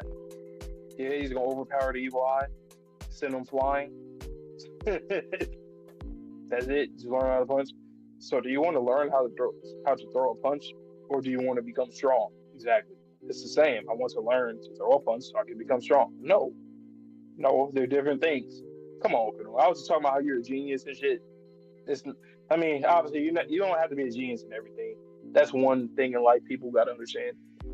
No matter how smart someone is, they are a complete dumbass in a lot of other departments.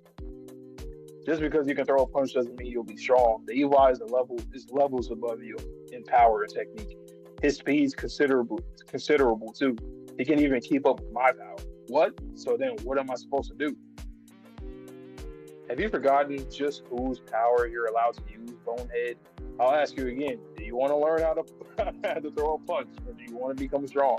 I want to become strong. Then come with me, shit for brains. Training arc with Turbo Granny, huh?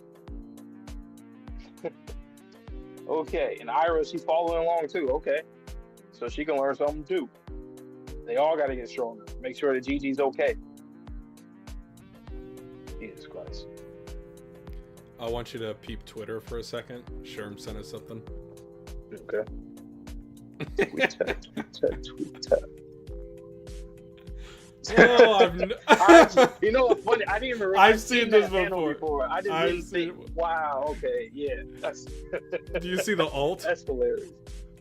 Yes. Wow, Ira, that's hilarious. On Gigi's body. I cannot. Guys, we will share it in our Discord. We do have a Discord. Let me pull up the link real quick. Man. But I'm not going to share it on here because I don't know how.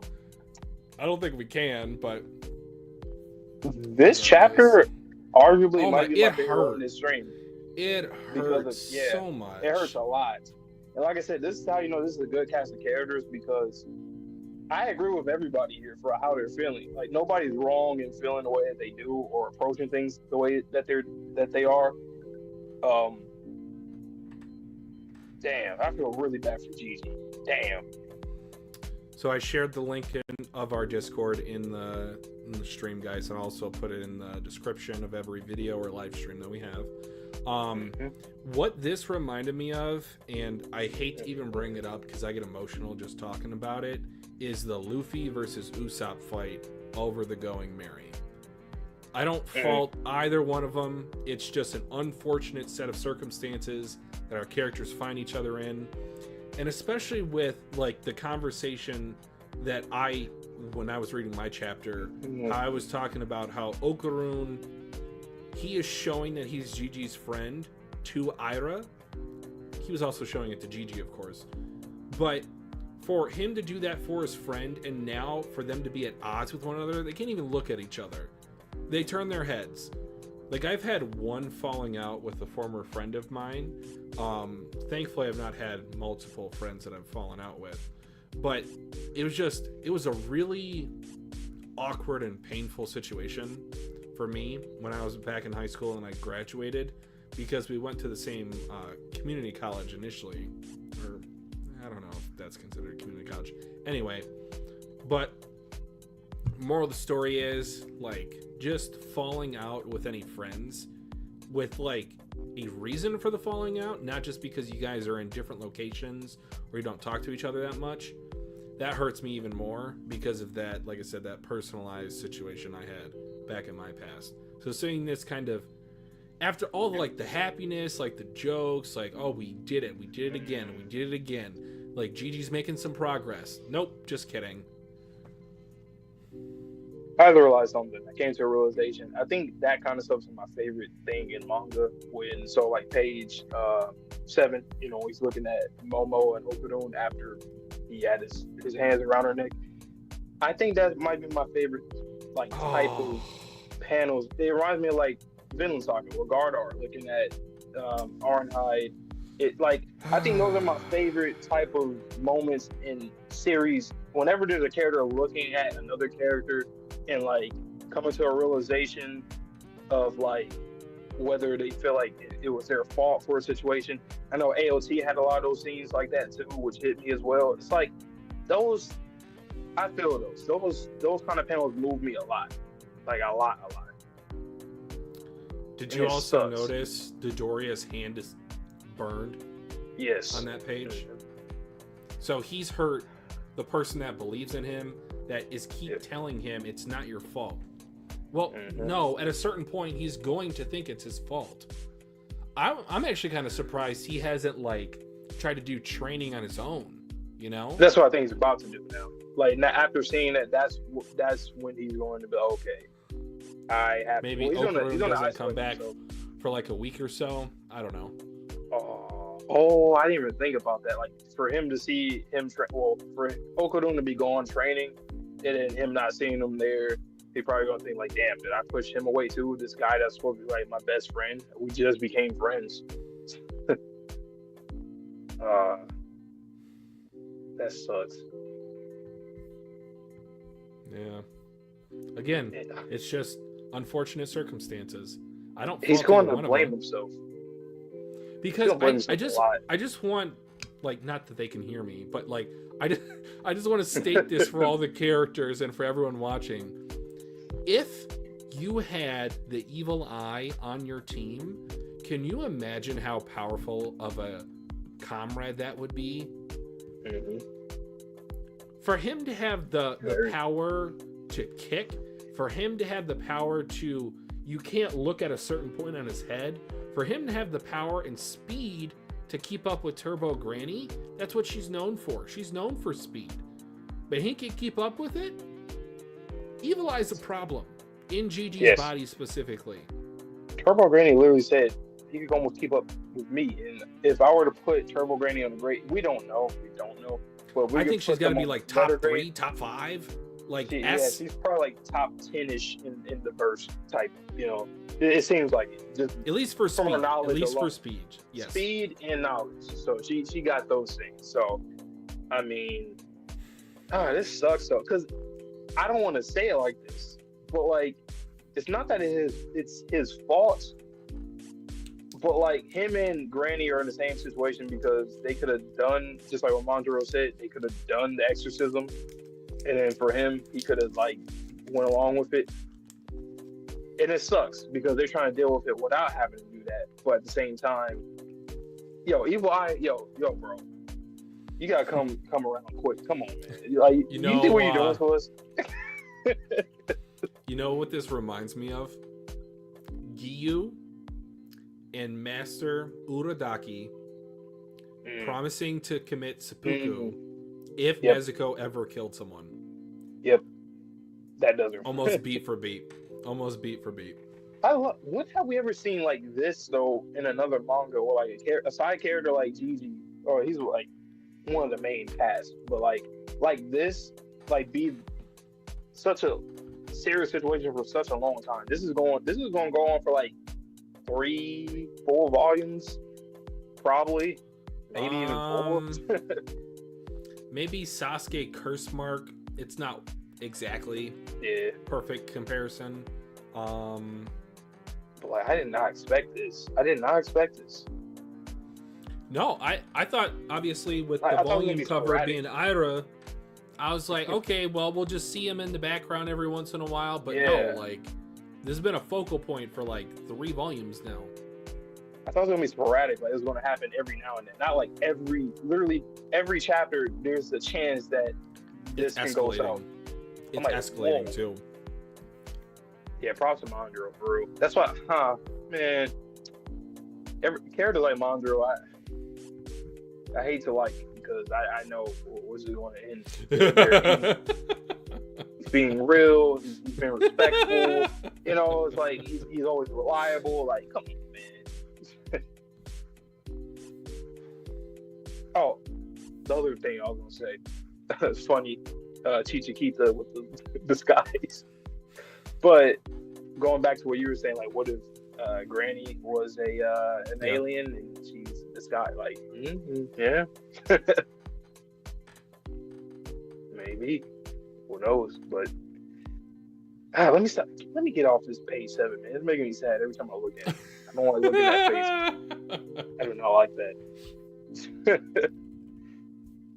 Training arc though.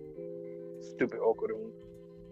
Yeah, punch and be strong. No, just be strong. And then you can throw anything strong. Well, this is the start of the mini arc. That's the reason why we're reading an extra chapter, because it finishes at chapter 59. So, just so you guys know. All right. Go ahead to the next one. Alrighty, where are we at? Page 22. Nope. You stupid Viz. I hate when it does this. Alright, chapter 57. Sorry guys, my shoulder's kind of bugging me, so just bear with me. Scary dudes at school. There you are, capable of using my powers, and still so weak. I hate it. I'm just gonna have to toughen you up. Come with me. And I want 110%. You want me to go in there? Don't sweat it. Come on, go in. This is bad. If we get caught, I'll get in trouble. You get in trouble, just think about ramen or something. What? I don't want to get in trouble in the first place. I don't understand that. Takakura, what are you doing? Miss Shiratori, you followed us. Stay out of it, you turd. Forget her. Please don't tell anyone about this. Then tell me what you're doing. Miss Shiratori, you can't come with us. I'm not leaving until you tell me. Beat it, blockhead. You little shit dumpling. Shit dumpling? That is wild. Next time you underestimate me, I'll punch you in that hairball you call a face. Bring it, dum-dum. I'll murderize ya. Ora, ora, ora. Ora, ora, ora. Get off of her. Enough, both of you. Pipe down. You could have just told me that. I want to become stronger too. Okay. That bad language before was so acro-silky. That wasn't me talking. It was. Oh, you don't say. Yes. I can't think up stuff like that. Dummy. You hairball-faced grilled pork idiot. Seems like you want to say goodbye forever. You two are hopeless. Music? Takakura, I'm scared. You'll be daijoubu. we've got yokai powers too. So, why you? Beautiful. That was me, moron. You trying to get killed, hairball? Takakura, sorry. Are you okay? I'm totally Daijobu. Are you Daijobu, Miss Shiratori? Now, jump in time with... Oh, okay. Like hopscotch or jumping... The fuck am I talking about? Jump rope. Guys, my brain is drugged up. Forgive me. Wow, I'm such an idiot. Now, jump in time with these notes. What for? Listen, you, there's no time. Just hurry up and do it. Blink, blink, blink, blink. Look at that dummy jump. Hey, what are you trying to do here? That is your combat rhythm. Rhythm. And this is the evil eye's rhythm. Dun, dun, dun, dun, dun, dun, dun, dun. Get it? This is you. Blink, blink, blink, blink, blink. This is evil eye. Use your jumps as an example. In the time it took you to jump and land one time, the evil eye would have completed 4 different actions. So like his frame rate is increased? Huh? So he's faster than you, Turbo Granny? No wonder you have a hard time shaking him off. No, I'm 10 billion times faster. I'm talking about technique. Your rhythm is too monotonous. Basically, how many notes can you fit into one beat? How many times can you switch actions? That becomes important in combat. All right, quick little twitchy preaching from a pedestal. I have always hated, once I learned of this, I want to say it's in The Flash, which makes sense because that's like one of the, founding fathers of speed. But whenever it comes to speed in any form of media, they never talk about the brain processing speed that you need to have to keep up with the body moving so fast. So say, for example, with Deku from My Hero, he has a brain that does move very quickly. But if, let's just say, for example, another person, Mirio, might have gotten One for All, he might not have been as fast as Deku, because I think Deku's processing power in his brain is a little bit quicker. No shade to Mirio, he's got his other traits and, positives, but I just wanted to mention that, and I think that's what Turbo Granny's getting at here. That skank there can switch 4 times in a beat. The evil eye can switch 4 times too. 4 times as well. If we include his attacks in the cursed house 10 times, you can do 2. Brrr. Ah, that noise. An orchestra. Where's it coming from? They're here? Here? Who's here? It's so loud I can't hear you. Did we get just transported to another dimension? I can hear some impure sounds.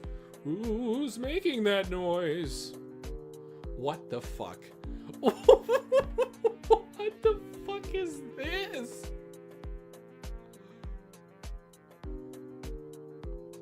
Bruh.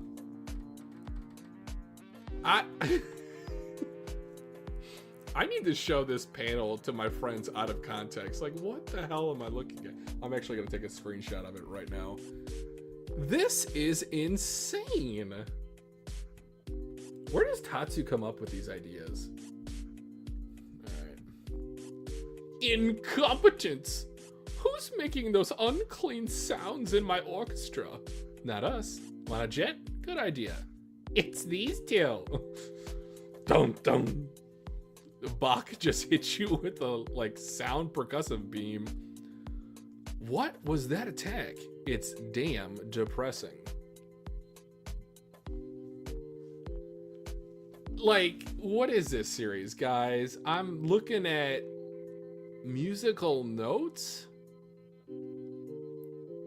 They have their bomb musical notes? Mr. Takakuta, guh. You dumb bastard, you gotta dodge those. Their musical notes are bombs, and watch the rest symbols. They'll render you unable to move. You're telling us to dodge those, but how in the world do we dodge a barrage like that? Okay, what? Once again, thanks, Turbo Granny, for having so much knowledge. So I'm guessing she went to a territory, another yokai's territory, and Like this a is musical yokai? Yeah. Well, why them? Why are these? Why? How? Why is Mozart here? Why is Beethoven? How is Mozart? Why? Why is Mozart?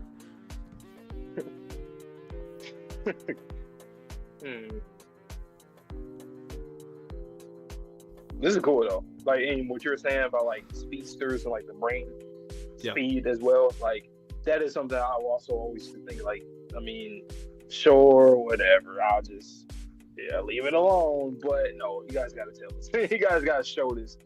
But It's just like a pet peeve I've had for the longest time of anything with speed. I just had to get that off my chest because I haven't talked about it in a while. that's kind of how I felt about kind of off topic, but like strength and like, because you're strong doesn't mean that you should be impervious to stuff. Not necessarily. Oh, it should be like a shield as well. Yeah, like sure, but To some extent, No. but not to the point Yeah. that they'd use it. no. This is dope though. I like how Turbo Granny's breaking it down. Like, yeah, like in comparison to you, with you and him, it's like, yeah, he's a whole symphony. You're just fucking a toddler on the keys. That's what you are. I also like that Aira came here too, though. Once again, that's like typical shonen. There's always like that one here, like, you know what? I'll go too. I need to train too. Well, I mean, and she's gonna get a power up, and this is a cool way to build her up because Momo, she's got her wits about her. She's crafty. Like Gigi's got the physical strength. Okarun has the speed. What does Aira have? She has flexibility. She has the ability to dodge all these notes. Yes, it looks impossible now, but once she gets the hang of it, she's going to be almost an unhittable object. Yeah, this will be perfect too, because like she dances literally. I can't wait to hear and see this in the anime and see the notes on the screen. If they just start doing, if they do a rendition, bruh, resonating, bruh. Of acrobatic silky, like if there's, we all know of or heard these guys' music before, so like it's not far fetched whatsoever for her to, well, I know this song. Yeah. Well, and then I think that racetrack sound that might be from Mozart or Beethoven. I think it is. So we've already heard it. You know something else too, that I really like about Aira's character is that she's definitely a character that she's like the opposite of a foil character. She's like all other characters help her improve and grow, like in terms of because remember how like she doesn't understand how shit works like at all, even like very simple social interactions and just things in general. Okay. So Momo's gotten through to her a lot of times and like teaching her about like friendship, and then now she's taking the initiative to become strong to protect and save, because even I forgot, was it? Yeah, it was Gigi. I think in this volume she said something like, "Well, I'm not going to help," and then now look at her, she's getting stronger, obviously for that, to help them, and aid him. So she's learning about friendship and family, stuff that she didn't really know. All she had was her father and just her own imagination of how the world works. So that girl can imagine.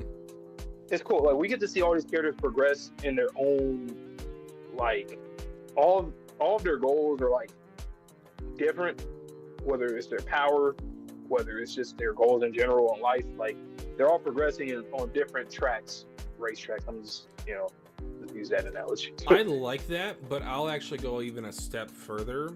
even though they have their own individual goals, I like how Tatsu is writing the story to where their goals align. Yeah, So exactly. For That's them why I say to racetrack. have, for a racetrack, they are on the same racetrack, even though they're in different lanes. They might even be at different progresses in their lanes. Yep. But yeah, that's really cool. Yep. And it shows, because characters like that can easily get left behind from a cast, and like you're like, okay, what is she up to? Nope, she's progressing as well, even if it's in the background as of right now. You can still see it. She's doing her. You know, this series also reminds me of like Demon Slayer with the comedy and the relationships of the characters. Like, A little bit. I feel like I laughed the same amount for both series. She's kind of like Zenitsu, like just like what's wrong with you? Or even Inosuke because he's random. Either or, but you get my point. Last point before we get into the next chapter. Do you think that the spirits that are possessing the humans, so we know of 2 of them for sure for now. We know of Turbo Granny inside of Okarun. We know of Silky Acrobat, Acro Silky in Aira. Do we think maybe Aira will now have an interest in taking up ballet after this? Because she doesn't really have like an after school club, as far as I know. Bruh, imagine that. Like we just have a She joins chapter of her ballet. performing. Yeah. And then you see acrobatic Silky, like in her mind, probably crying. I need it. Appreciate I need it.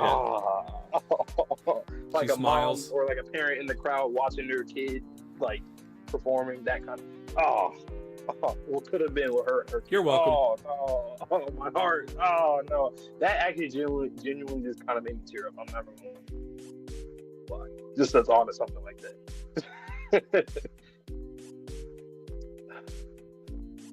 Man.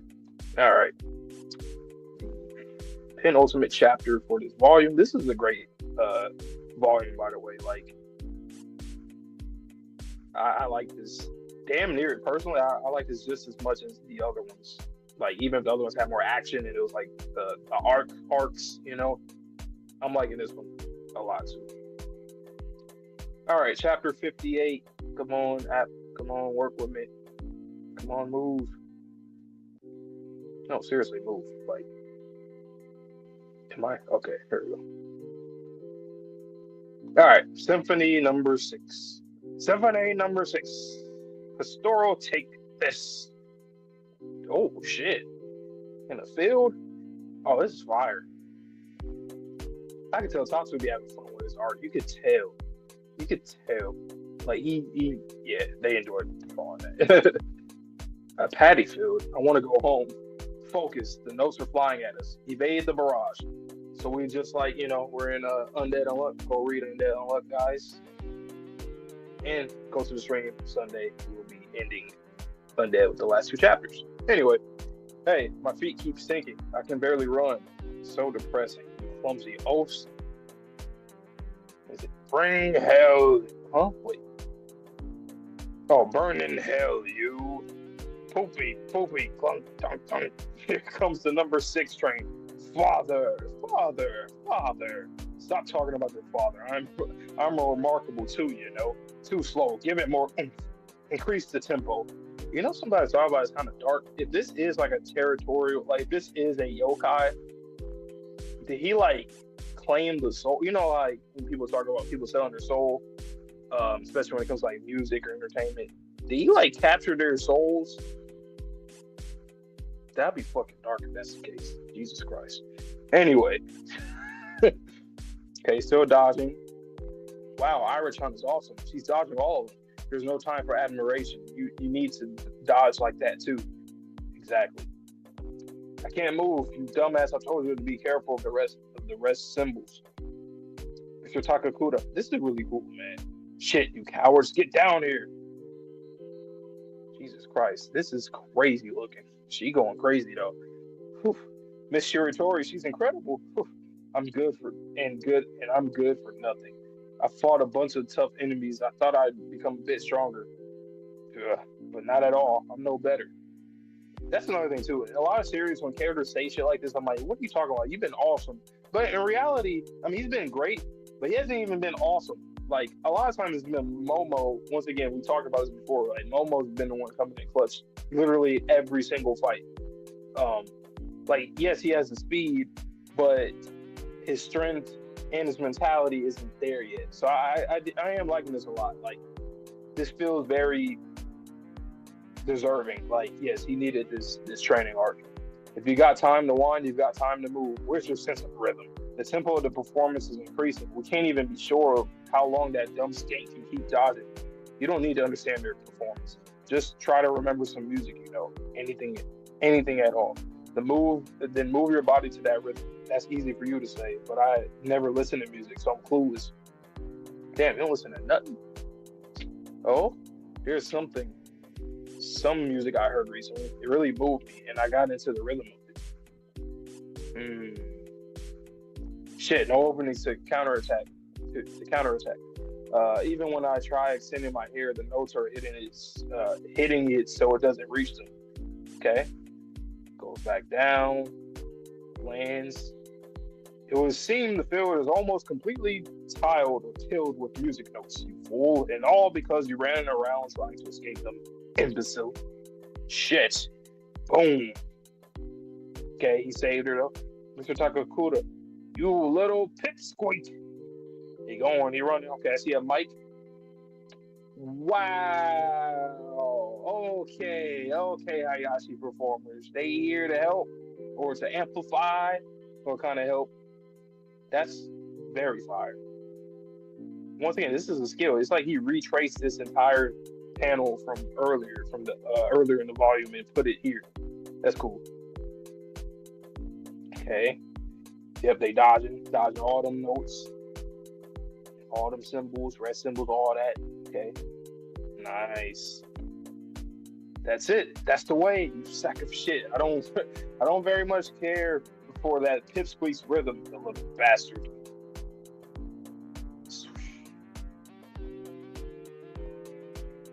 Oh, God damn. They do got some big ass heads. Like it's even more prominent when she kicked them. Oh me, oh my, it's dance party time. That's literally that episode title for a video that we would do for this dance party time. Cool. Oh man, they look like Funko Pops. For real. I should know. I own a lot of them. No, but like that double spread of him and Aira dancing while evading is so great. Yep. Wow. I'm trying to see. I don't know all of them. All of these composers. I'm pretty sure Beethoven is the one on the piano. Yeah. I'm pretty sure Bach is another one. Bach. With the what is it called? It's like the wig. Yeah, is it two of them with it? See, there's one with like a flute and another one with that violin or no. Okay. Yeah, musicians. I don't know. Like the one guy with the trumpet looks more recent. Yeah. Like I've seen him. Yeah, I think that we know all his faces or seen him.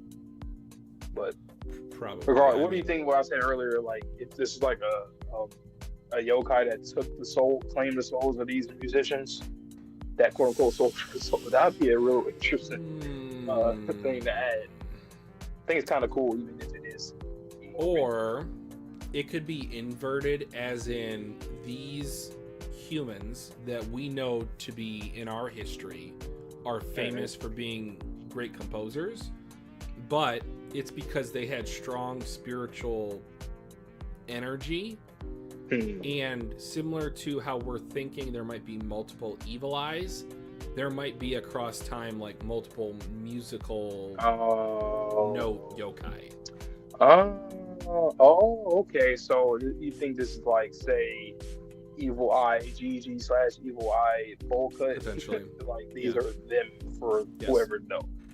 That's actually a cool concept. I think, that's cool. That's really cool.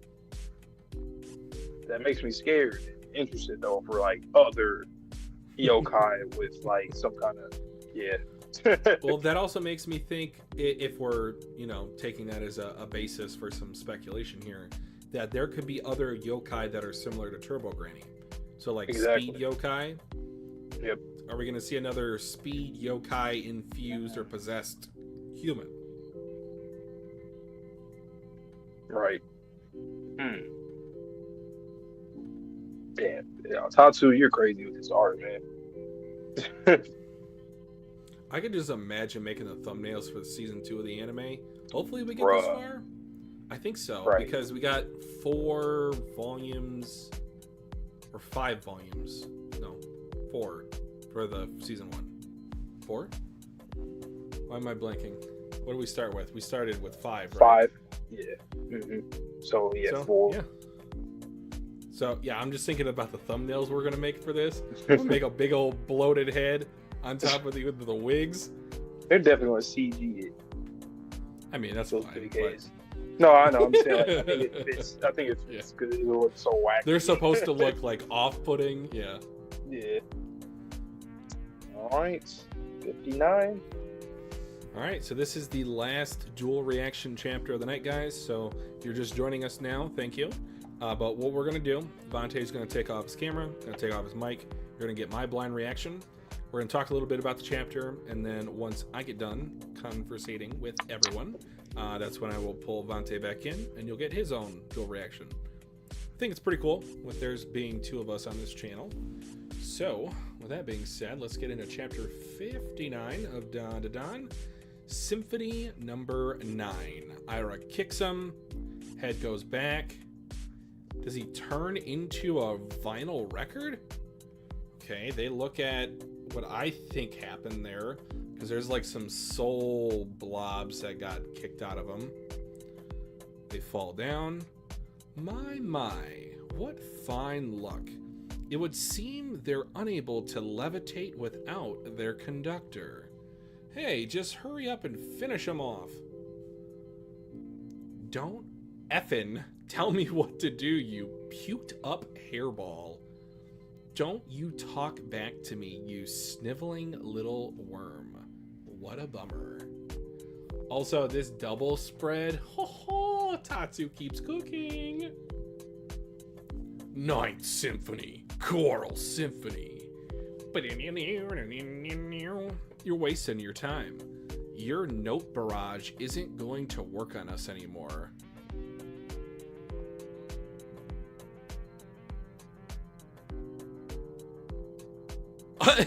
My eyes are as big as these. Do they have like a collection of souls of anyone they've ever had perform for them in an orchestra?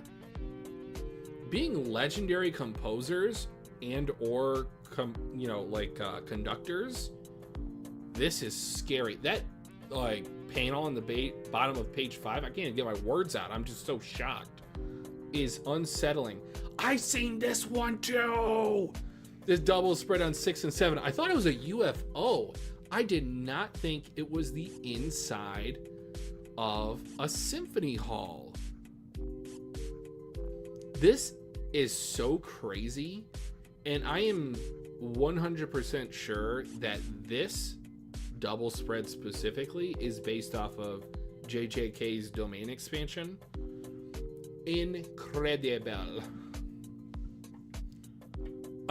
Oh my god. Terrifying. What are they? They're illusions. Don't pay any attention to them. Take down the musicians. What are they? I can't see them through this crowd. Where are they? Use that hair of yours to raise me up. Dude, what is this Attack on Titan shit? They're just behind him. They're hiding behind the giants. Hey, watch where you're touching me. I'm stuck and helpless like this. If we don't hurry up, we'll be crushed to death. Mr. Takakura, your hand. It's like ODM gear. This is wild. Oh my god, they're looking at him, signaling towards him. hitting him, trying to punch him. Aira-chan, leave these ones to me. You take the musicians. Oh, they hit her? Oh, broke the mask? Oh, she's thinking about how helpless she felt when Gigi attacked Momo, and she was about to see one of her friends die, because they are friends. All right, she locks in, goes around the eyes again, gets punched again, wraps around his head like a suffocation mask. Okay, he's dead. Huff, huff. It's fine to sing and feel good about it, but do be careful not to pass out due to lack of oxygen. All right, he's dodging. He's a little bit more nimble. Hurry, if you're not quick about it, we'll be surrounded again. I know that, but I can only go all out twice. There are 5 musicians. 1 blast for each of them will be too slow. 5 notes in 1 beat would be easy enough for me. So that's it.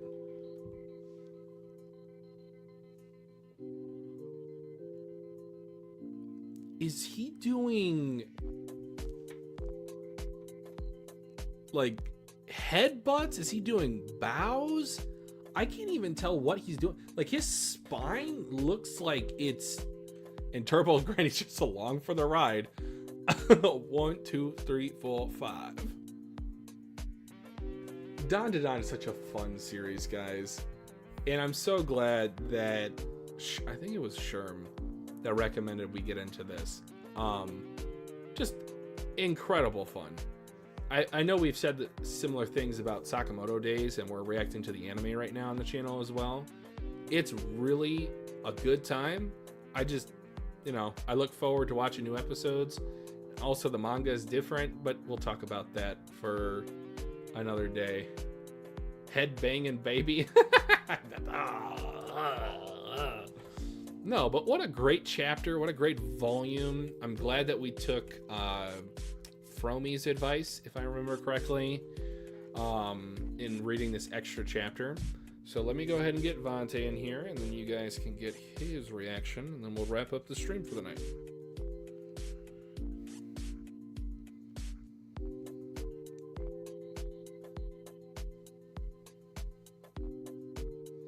Yeah, different kind of fun. Sakamoto is like adrenaline fun and like comedic fun. This is more like what the F fun. It's so great.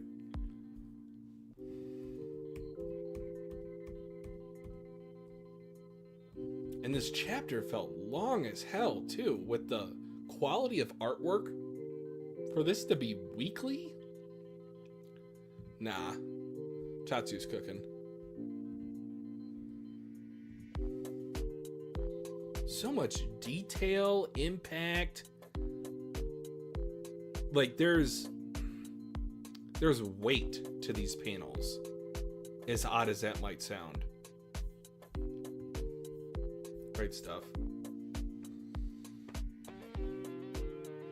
Well, hopefully you guys are all enjoying your night. We are going to be getting into so much Dandadan come February. We're going to try and double up every week with 2 volume reactions. I want to say, give or take, by the time that we catch up, there'll be about 21 volumes, 22. So we're looking to finish this about the middle of March, I think is our guess. And then we'll start on Chainsaw Man for the manga. And then hopefully by that time, things will kind of settle in a little. Because the the spring season, we have Fire Force, My Hero Academia Vigilantes, we're gonna have Chainsaw Man going strong, but not having to do Undead Unluck every Sunday will be a big help for our schedule. It'll give us either more time to edit or just a day to relax and kind of pause from the grind. Because having 2 streams a week, 5 videos a week, it will get, I'm not going to say like daunting, but it can get a little overbearing at times, truth be told. All right, and let me make sure I sent that to the right person. I think I did. Yes, I did. Okay, cool. Okay. Welcome back. This is a fun one. I think you'll really like this one. Cool.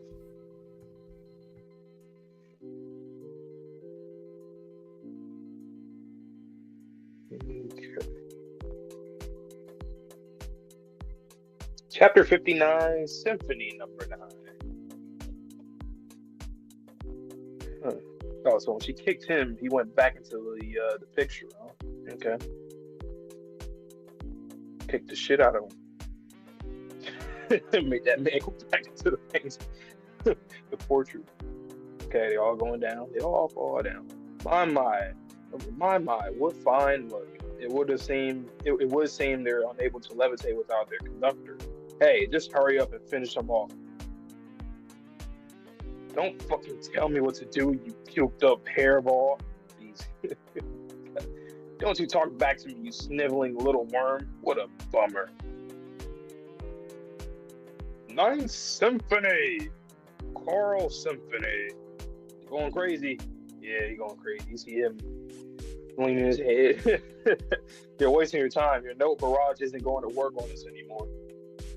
What the hell? Oh, they got like the singers in the back. Oh, hell no. I know. Do we know any of these guys? Let me see. What are they supposed to be? Oh no. Let us know down below. Oh yeah, they got a whole symphony for real. They got a whole oh wow, look at this panel page double spread on page 6 and 7. What the hell? I can't wait to, like I said, to see and hear this in the anime, man. They're going crazy. Yo, the way that Tatsu be drawing people be great. Like the eyes in the face, I like it. When he wants to get like real like spooky, it's always fire. And then running reminds me of the zombie folks back in episode 4. What are they?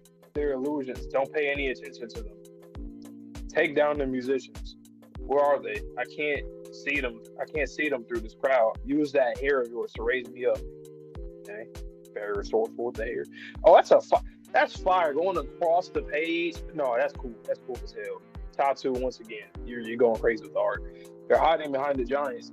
Hey, watch where you're touching me. I'm stuck and helpless like this. If we don't hurry up, we'll be crushed to death. Mr. Takakura, your hand. Okay. I'm trying to grab him.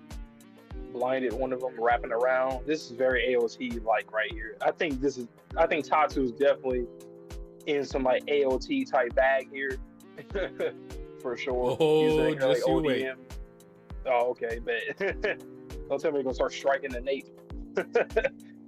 Okay. Okay, trying to wind up the swing, dodge, weave. Aira-chan, leave these ones to me. You take the musicians, okay? Bow, smack them in his head. Oh, okay. Aira's thinking about this. See, once again, now she's like, yeah, these are my friends. I gotta protect my friends, make sure that they're all straight. I like that. She going crazy. Once again, it's like ODM. She doing that Levi to when he was using the other Titans to get to the B site, and that's what she's doing. That's what it looked like. Ooh, damn. Bow. Bop. Damn. And one fall. Oh my god. Okay, asphyxiation. It's fine. Just saying and feel good about it, but do be careful not to pass out due to lack of oxygen. Hurry if you're not quick about it. We'll be surrounded again. I know that, but I can only go all out twice. There are 5 musicians. 1 blast for each of them would be too slow. 5 notes and 1 beat. Nice. Would be easy enough for me. So that's it. What the fuck? What? Huh? Wait. Okay. He went through. Oh, wow. Okay, I was looking at the top. Them first. Okay, I see him at the bottom. Wow. Yeah, that boy fast. He got faster. Jesus Christ. It's literally what she told him. Like, bro, how fast was Turbo Granny in her full powered form? 10 billion times faster. Duh. Obviously. What she said. You little turd. he knocked his wig off? Yeah. or yeah. It's about it's coming off. Nice. Yo, Turbo Rain. This was a great training arc. Very different, very cool, and it makes sense. And what I love about it too is we literally got no explanation. Granny just threw us into the fire, and we're like, survive. It's Right. like there's no talking about it. There's no rationalizing it. We're just in the combat. You either get faster or you get killed. Yep. And I would like it if like she knew that going into it but didn't tell him. It's just like that's how you get. It's kind of like shonen cliche. You get better by being closer to death. And she knew that he had it in him because she was much faster. And Aira just being here, we talked about it.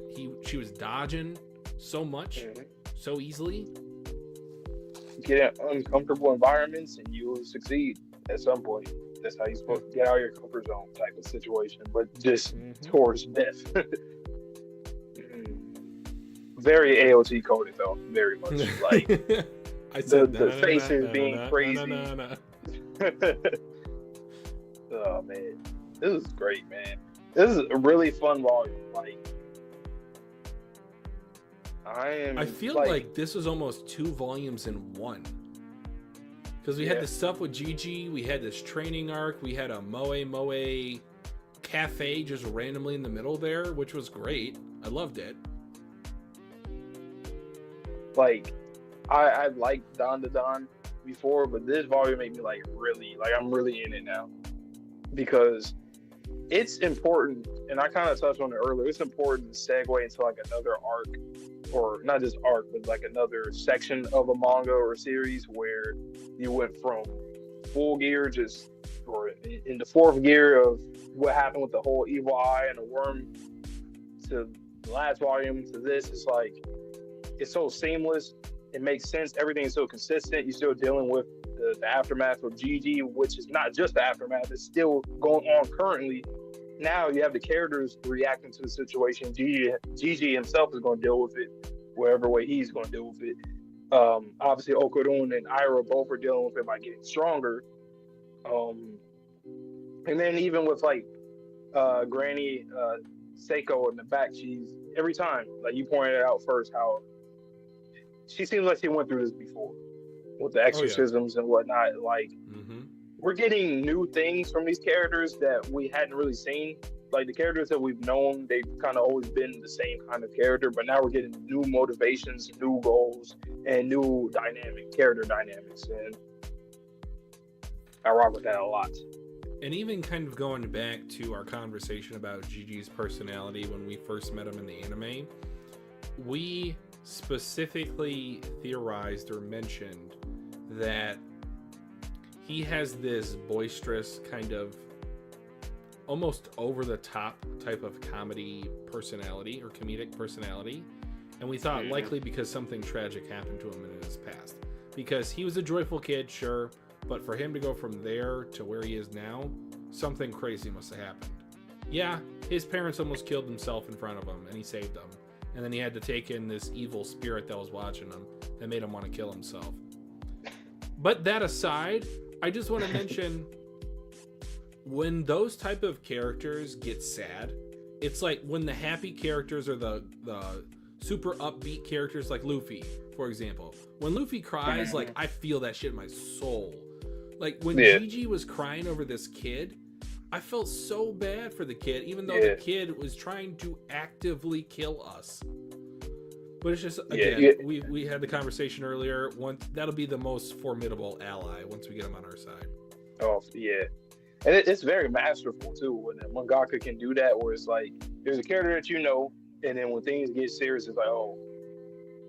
It's like, I always say this all the time, I always joke about it, like sitcoms, like comedy, just where the serious moments happen, it's like, oh, damn. Okay, this is like a message to the viewer. Okay, let me pay attention to this a little bit. It's not just a jokey joke, same episodic TV. That's kind of like how it was with Gigi. Like, he's literally like, so joyful and, doing all this weird, quirky, funny stuff. And then it's like, wait a minute. It's like now we're really like himself. Like this is the first time we've seen him. Not him being shaken. We've seen that before, but him like. No, he was realizing the actively like situation. questioning Yes. his role in this, his like existence almost. Yeah, and his decision, because ultimately it was his decision to be like, I'm not going to exercise this kid because I promised him, and he's seen everything that happened in the past. Same with Granny. She could have went with exorcism, but she said no. And I like that. I like when multiple characters are going through roughly the same things, or at least the same things in terms of like just the impact of it alone, because it just goes showing everybody's alone. And Gigi's going to see that, because right now he might be feeling in his head, oh, I got to do this alone. I have to isolate myself from the rest of the bunch, or something like that. But once we get that under control, what's next in this manga? Like, well, man, it's funny. We still don't have an evil bad. We still don't have a final antagonist. Like, Gigi's the problem of the day for today. Yeah. I don't know. Like, it kind of scares me. Because it makes me think that there's things going on in the background that no one knows. Well, like, no one knows. Let me ask you this question then. Do you think there is a final antagonist? Or do you think it's mostly going to be a character-driven story with monster of the day elements? So, before you answer, what I would initially liken this series to at the moment is season 1 of Chainsaw Man, to where we know that they're going on these missions, there's these devils, but at the end of it, we know about the gun devil being like the final bad, at least as of now. But this one, we're still keeping up like this is a very, contained story in just this little neck of the woods, Kamigoe City. We haven't even gone outside of the city yet. It's tough. It's tough to call, because I think we have to. The best way for us to understand that, obviously, is through both grannies.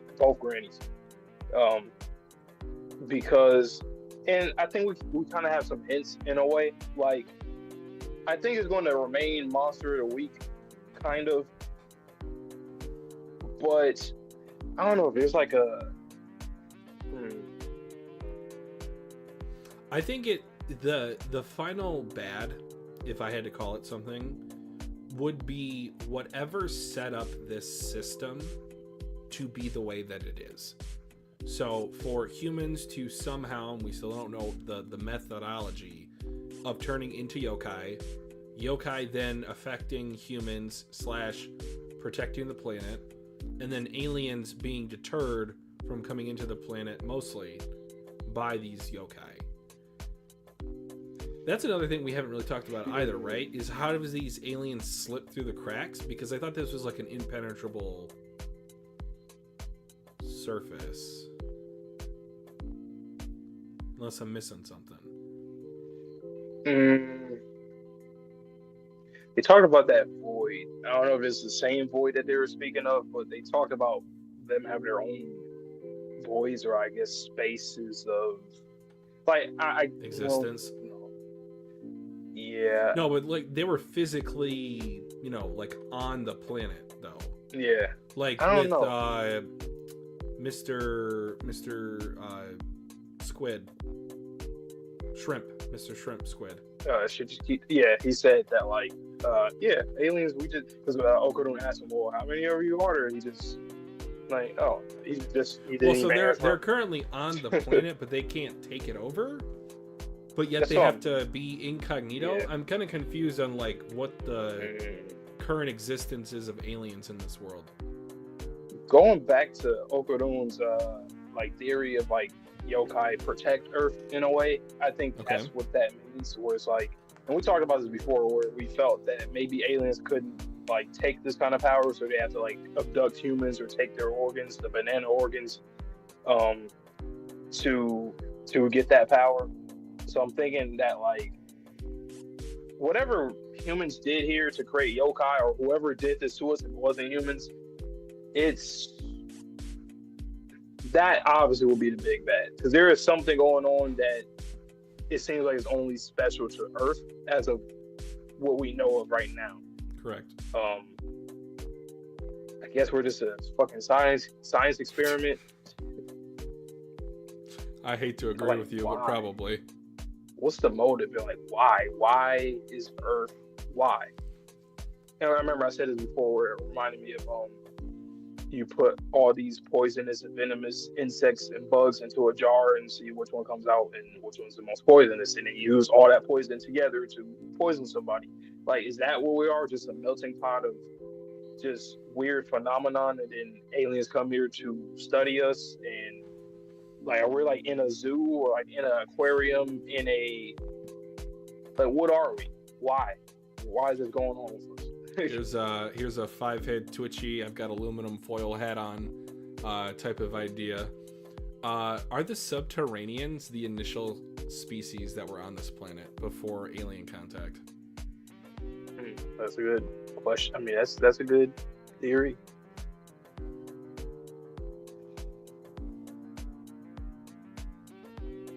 I wonder how far this series is going to go, how dark it's going to go. 'Cause I feel like there's going to be some weird shit of like how this became a thing. I almost like hesitate to say this, but like genetic or like eugenic manipulation. Yes, that's exactly what I'm thinking about. Like when you Because talk about whole populations of species, yeah, like you have like, you know, individualistic atrocities, like what happened with Evil Eye GG Kid. But then you have something that's happening to an entire species. Yikes. Then how did these spirits even become spirits? Like, how did they become these yokai? Almost. Well, I mean, it seems like it always has to be like a bad way, usually, especially after we're seeing EY. Another question. Doesn't it seem to pose the possibility that newer species of yokai could be formed from the imagination of humanity? So again, kind of So similar like to Chainsaw Man. Yeah, I can see that. He's the perfect vessel. Yeah, apparently he's the perfect vessel. He's on that, like I said, he's on the MC energy. He's just, oh, this is a perfect vessel. Can't kill him. He's. And you know, our theory about Turbo Granny, something tragic happened to her in the past. That's how she became a yokai. She's. Do we know? I don't remember. Is she older than EY? Unconfirmed. They stated that the yokai that she is based off of, that she likely is or has fused with, it's unclear, is at least going back to like feudal Japan. So I would say at least of the same time period, give or take. Okay. But she could be older, she could be a little younger. I think generally speaking about the same. Okay. I think we got the year for him. I forgot when they were talking about the volcano and all that. They did. I think. Yeah, because 200 years, something like that. Okay. And then the void.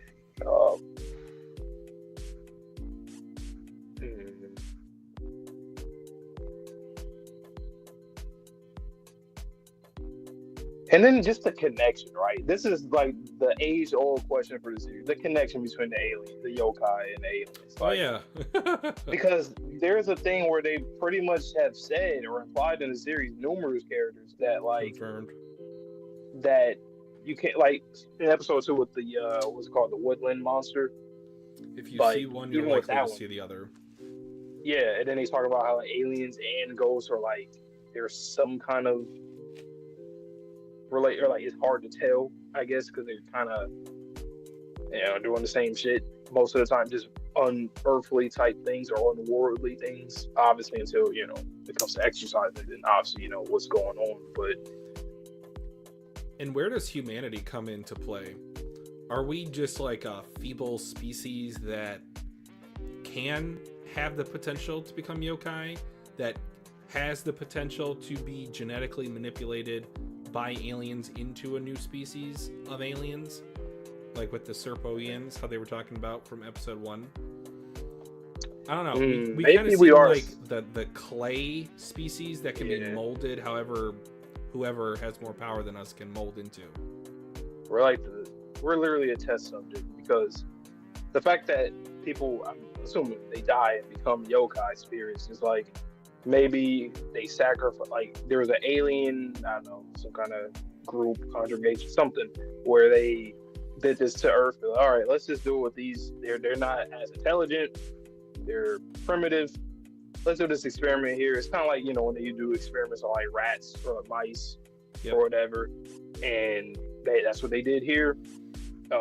Because obviously they're not going to do it to themselves first, because they don't know what happens. And then the void is like a punishment for being this forbidden, or not for this taboo, not even a species anymore. You're like just a weird phenomenon when you become a yokai. It's like you're becoming a demon, essentially. So the void itself is trying to erase that, which I'm guessing there's like a god in this universe, or something like a higher power that is creating this mesh of like just a void to get rid of this atrocity to humanity or to any species. Even though it's not our fault, other aliens chose this planet to do that with. So that's what makes it even more sad, because it's like, for one, we didn't choose to become yokai, and two, when we became yokai, this is the end result. We end up getting thrown into the void and we get, you know, defeated or whatever, which is fucked up.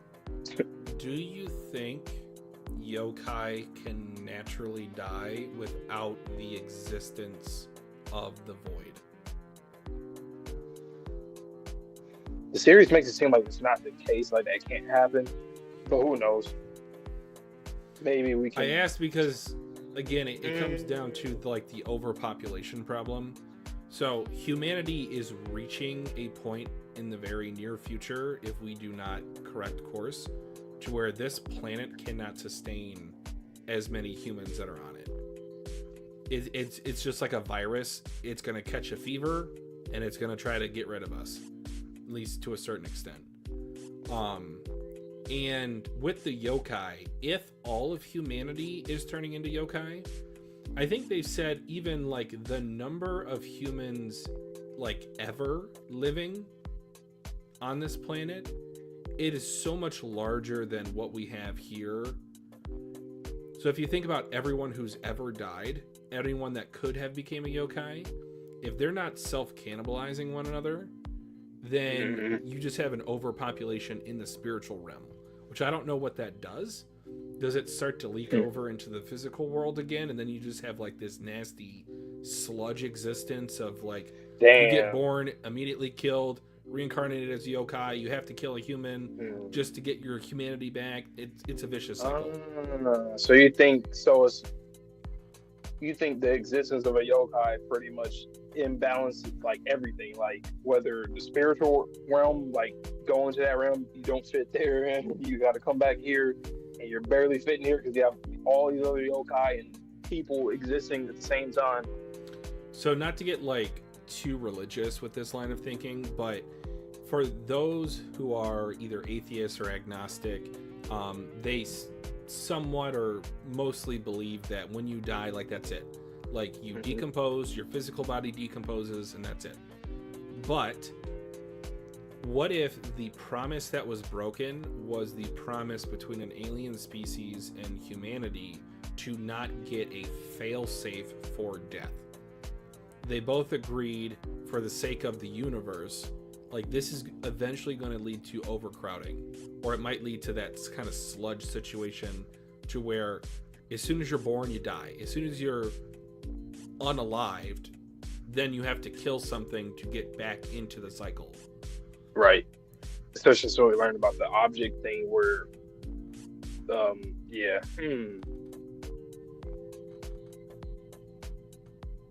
So I can see this theoretically as being like a runaway train for this planet.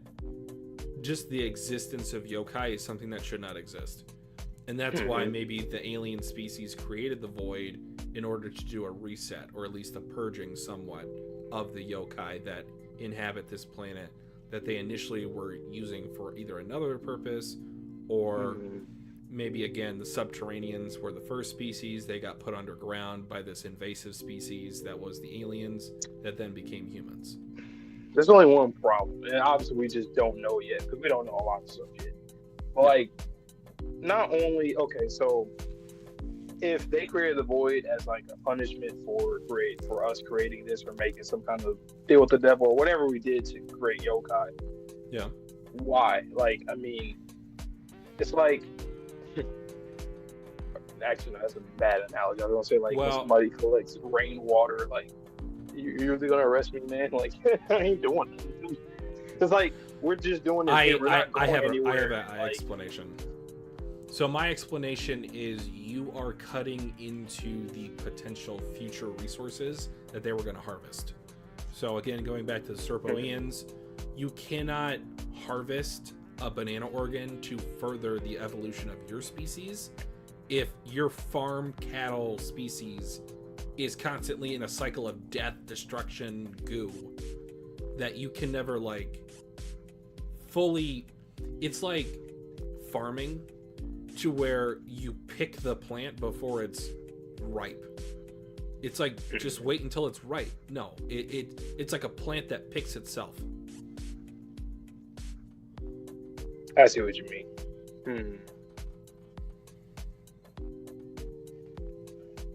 Human, what do we do? Like I said, I'm glad I have no spoilers for like none. Aside from that panel. I've seen a couple of panels, and I saw the orchestral panel from this volume. Out of context, I thought it was an alien spaceship above. There's another one I haven't seen yet, but I think it might be soon. I've seen one, based off two. Of what I saw. Once we've seen, I've seen at least 3 more double spreads. But then the other one, I do not remember it. You know, I know you've seen it. I literally don't remember what it looked like. I don't know if it was like a spaceship. I don't know what it was. A design. I don't know. This is very detailed. It was a title drop page. Oh, that's all I know about it. Really? Okay. It's like this is what the series is about. Like when you get to that point, and I'm just like, whoa, shit. Because I blurred my eyes. I obviously saw some of it, but I was like, what does this mean? I'm so excited. I was like, this looks crazy.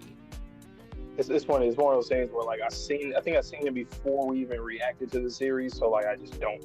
You know, like whenever you see something, it's like, or for example, I'm gonna bring this up again. We said you thought some Haikyuu character, something, a character or white character. Like it's one of those situations of like I think I saw some. I don't know. No, I don't think that's right. I don't think that's right. I don't know. This series is like you can theorize. This is good. We haven't really had anything like this in recent memory from Shonen Jump, where it's like Undead. We had theories that were pretty much on the mark in some way. The analogy I used is like the bumpers were much closer together for Undead Unluck. This, it's so much wider of a spread. You literally are just shooting in the dark at this point. Like, I feel like as of right now, for what we know and what we're theorizing, out of 100%, we're like, I don't want to give us 10%. Wow. Just because, like, I mean, even with the series that we have now, they could be so off. They really can. All we know is that there's something unique happening on Earth, and that's like it. And aliens are interested, or either curious, interested, or I don't know. Like the Subterraneans was a wrench in my entire thought process. I was like, now I got to think about other sentient forms of life on this planet. Okay, I had this one theory when we were just talking for the past few minutes. I was thinking about probably not the case, but I never thought of this. What if like Earth like is like the first? This is like home to everything, so everybody migrates. So kind of like, you know, our Earth, how people migrated to different areas, and then throughout time, people evolved, start looking different, and everything. What if that was the case where Earth birthed every species of anything, and those people just ventured off through space, and then eventually, like now in the modern day, Dandadan, this is like the new people. The only reason why I'm saying that because of what we've seen with the Kaito granny. It's like, hell, like what if there's other species that are native here before humans, or what if humans like the newest species of anything? It seems like we're a very curious bunch of people, or group of people. Sure. They want to take our banana organs. Like that didn't even seem like that wasn't even about yokai. That was just about humans. That was episode 1 before Okarun even became or had Turbo Brain's powers, and Momo even her psychic ability. They wanted banana organs, and then she asked for his weenie. Well, that was more on the yokai side, but what y'all doing to us? Why you guys want humans so much? I really like that idea. My only question would be, why are they now coming back? So we gotta go home. We gotta maybe we need if to you've colonized cannibalize the universe. Like, why would you come back to Earth? Maybe they need to stop something. I don't know. I'm just theorizing, but I like it. I don't know. Again, so why are humans special? Why do you want to cannibalize us? I think it's literally just for like the human to yokai transition process. I think that's so unique. I would be shocked, like pleasantly shocked, if aliens had a similar death life cycle. But like, we're under the impression that people become yokai based off of like just some weird, horrific shit that happened in the past. Why is it that aliens are coming here to extract organs from humans, or are they just like misguided or misled? They think that they could just simply extract something from the human and then create spirits, or like are they getting it wrong? They just don't know what actually happens for people to become yokai, or is this something entirely different that's not even about the yokai? It's just about something with humans, our spirits or something. We got into that this volume where some people are more highly spirited than others. Maybe that's why they keep coming to the school, because Momo probably had very high spirit, right? So over the course of human history, our human history, doctors have tried to quantify the soul. They've looked everywhere in the body to see if there's some, like an organ specifically that represents the souls of humans. And my speculation is that alien species are still trying to find what makes us different, what makes us able to convert our energy upon a traumatic experience after death into being a yokai. Because I don't think they've found that, personally. Because if you're having intergalactic war, like that's just creating a yokai army for the other side and for yourself, everyone that's killed, because war is traumatic, obviously. Right. So I don't know. I feel like humanity is special in the regard that we can convert after our deaths into yokai. That's my headcanon for now. That's the hill I'm dying. And like, why? It might be a funny answer. It might be like the Chichikita with the milk. Like maybe we're just in the right place in the solar system where we're able to, like, just we have the spirit. The Goldilocks zone of yokai. Yeah, yeah. It might simply be that. Because I can't think of an answer as to why. Why are we special? Is it because we're in an experiment? That's the easiest answer as of right now.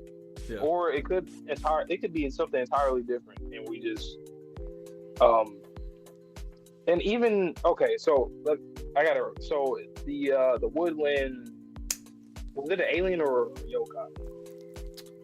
In episode 2. Episode 2, it was specifically considered an alien. That's interesting though, because we exercised it technically, right? With the talisman. Well, yeah, I know. That's what I said. I said at the time, like, why is an alien being able to be exercised by a talisman? It doesn't make any sense. That's something that's also throwing a wrench in all my theories right now. Like, maybe everything we just said is not even, like, the case. Because, like, yeah, well, they claim if that is a fact that is an alien, which I believe that's also a reference to like a real life depiction of an alien. Oh, hold up. I don't know. What if we're thinking about this backwards? What if instead of becoming a yokai, humanity is the only species in the universe that has been able to separate the soul from the body?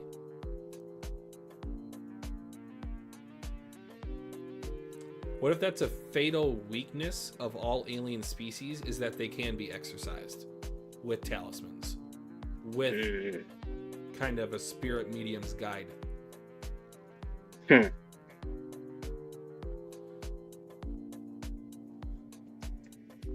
You know what? I also think once again, I need to know more about Granny Dodoria. Because, Fair. What do you know? Like, as a spirit medium, it seems like she talks like she doesn't know anything that's going on, but then all of a sudden she immediately talks like she knows everything. Because she was like Momo, where she claimed that she didn't believe in aliens. Is that like a facade though, or is it just a gag where she like genuinely is like, oh no, I think it's a gag. Believe in their truth. But that's just my current That's interpretation. strange though. She's a mystery. Because like,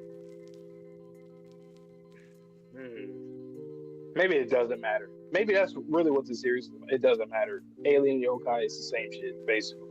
I mean, technically it is. Alien is just somebody that's not from here. So there could be yokai things happening elsewhere. The Seropians, they're probably just here just because. I mean, they came twice. It's not like we've seen any other alien that came here trying to. Well, aside from the second one, but like, yeah.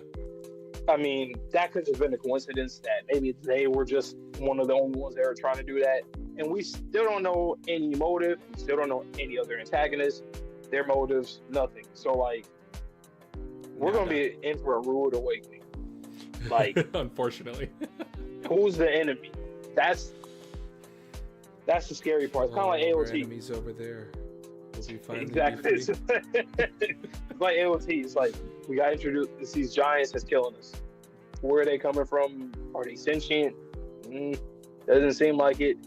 What is it? And I think, I don't know. I don't even know if we're ready to learn the truths in the series. And I feel like even the readers now don't even know a lot of shit. And that excites me a lot. I think so. To be honest. I think so. That excites me a lot. I like when everybody is still in the dark way later. This will be my final question. I'll answer it myself, but my shoulder's kind of bugging me, so let's kind of wrap this up. Cool. How long do you think this series could or should go? How many chapters is it again?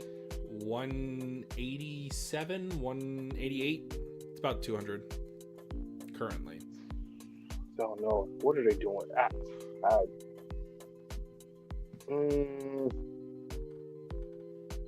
Now, mind you, the cast does almost double, I think. Okay.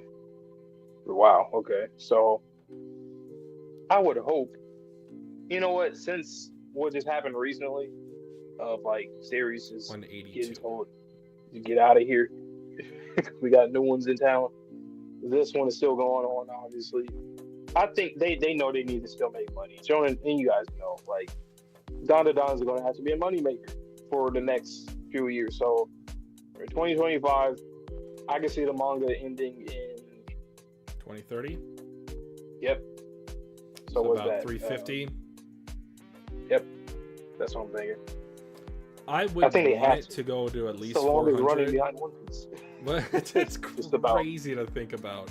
Now 2020. That Yosakura's, God damn. 2020 is the oldest.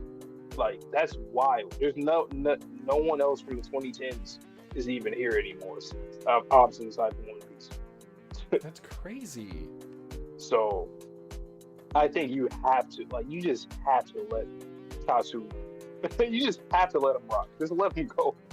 Let him keep going. This is one of those series, unlike Undead Unluck, and as much as I hate to admit this, like, Dandadan is selling much better than Undead Unluck has. And I feel like season 1 of the anime had a much better reception. So, even give us 430 like in My Hero. Yeah. That would be crazy because I'm like, no offense to Horikoshi, I don't think that Tatsu will. Like I said, no offense to Horikoshi. I just think sometimes he doesn't, and it's his story. But sometimes I think he doesn't really write. I mean, we all can agree things that we like. Nobody cared about that joint training. Like it is what it is. We didn't really care. I don't think Tatsu would do something like that. Oh, to like, write kind of like a subpar arc. Yeah, I don't think he will. Cause like this volume right here was like, personally, this might sound crazy. I think it was just as good as the cursed house arc volume.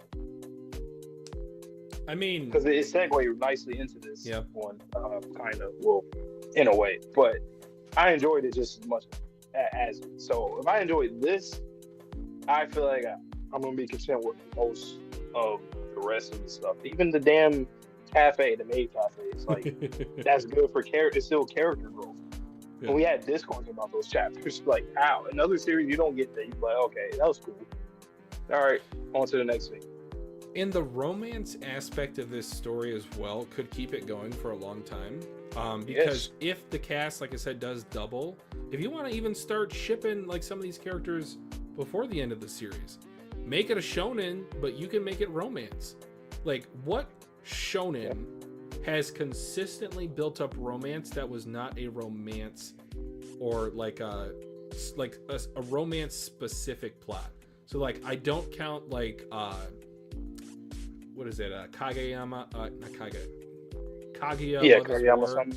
Yeah, Kaguya-sama Love is War. Like, that's specifically about romance. I'm talking about like a series that is not focused exclusively on romance, that does romance with a focus. Aside from Undead, in a way, this is a romance. Like, Undead is like, it is, but it's not like the panels that we see in here, like the touching of the hands. Yeah, it's like the bubbles. Kisses, like that's romance. The blushing all the time, and the maid cap. Like, Undead did a great job of romance, but you don't even get that in Undead. Not necessarily. Not the build up. So there's a lot of things to look forward to in this series, like romance, the big bads, motives, dreams, flashbacks, world building, new characters. Like, it's so many, even fucking the environment, planets, like like to the fucking agriculture. Like, there's so many things in this, and even real world references. We just saw real world composers and musicians. Like, I'm interested in seeing more PSG. I'm interested in seeing more real world references. So yeah, Dandadan's doing a great job. I see why people love it a lot now. At first, I saw it, but I didn't really feel it until now. This volume made me feel it personally. The phrase is flash in a pan. Episode 7, I was like, they have something spectacular here. Rest of the season, solid. Episode 4 was probably the other highlight. I think we both agree. But it didn't grab me. Like, now we're starting to get into like the Gigi looking at with the towel on his head, like Dodoria's hand burned, and seeing Okarun console Momo when like before he didn't have a single friend. That whole page was so much storytelling that was built up for the prior 2 to 3 arcs. I love how Tatsu's building on his own writing. He did it 2 times for different things, the art and the writing. That one, when Gigi first transformed, that first page, or I think when we first turned the page for that next chapter, forget, it was probably like the second chapter or so, or third. But everybody on the panel, you see Aira at the top, everybody on that panel just fighting and dodging.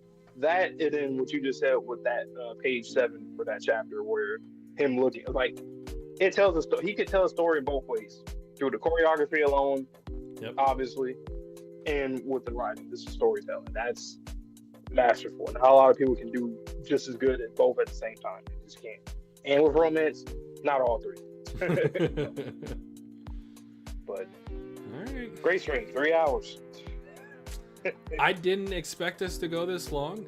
This was a hell of a stream, though. I really enjoyed this volume. storylines, character building, like I said, romance popped off. And we got Momo in a maid outfit, so we're all winners. Yep. So shout out to Sherm once again, man. You're our guy. Appreciate you. You are one of the head members of this channel. You are one of the building blocks. If you guys didn't know, whoever's watching the VOD or who's ever here, if you didn't know, Sherm is that guy. He's that guy. But Trust him. you guys know the drill, man. Stay tuned. Sunday, Undead Unluck, chapters 238 and 239. Yes. I think. Last 2 chapters of the series. We will be reacting to those, having a discussion on that stream as well.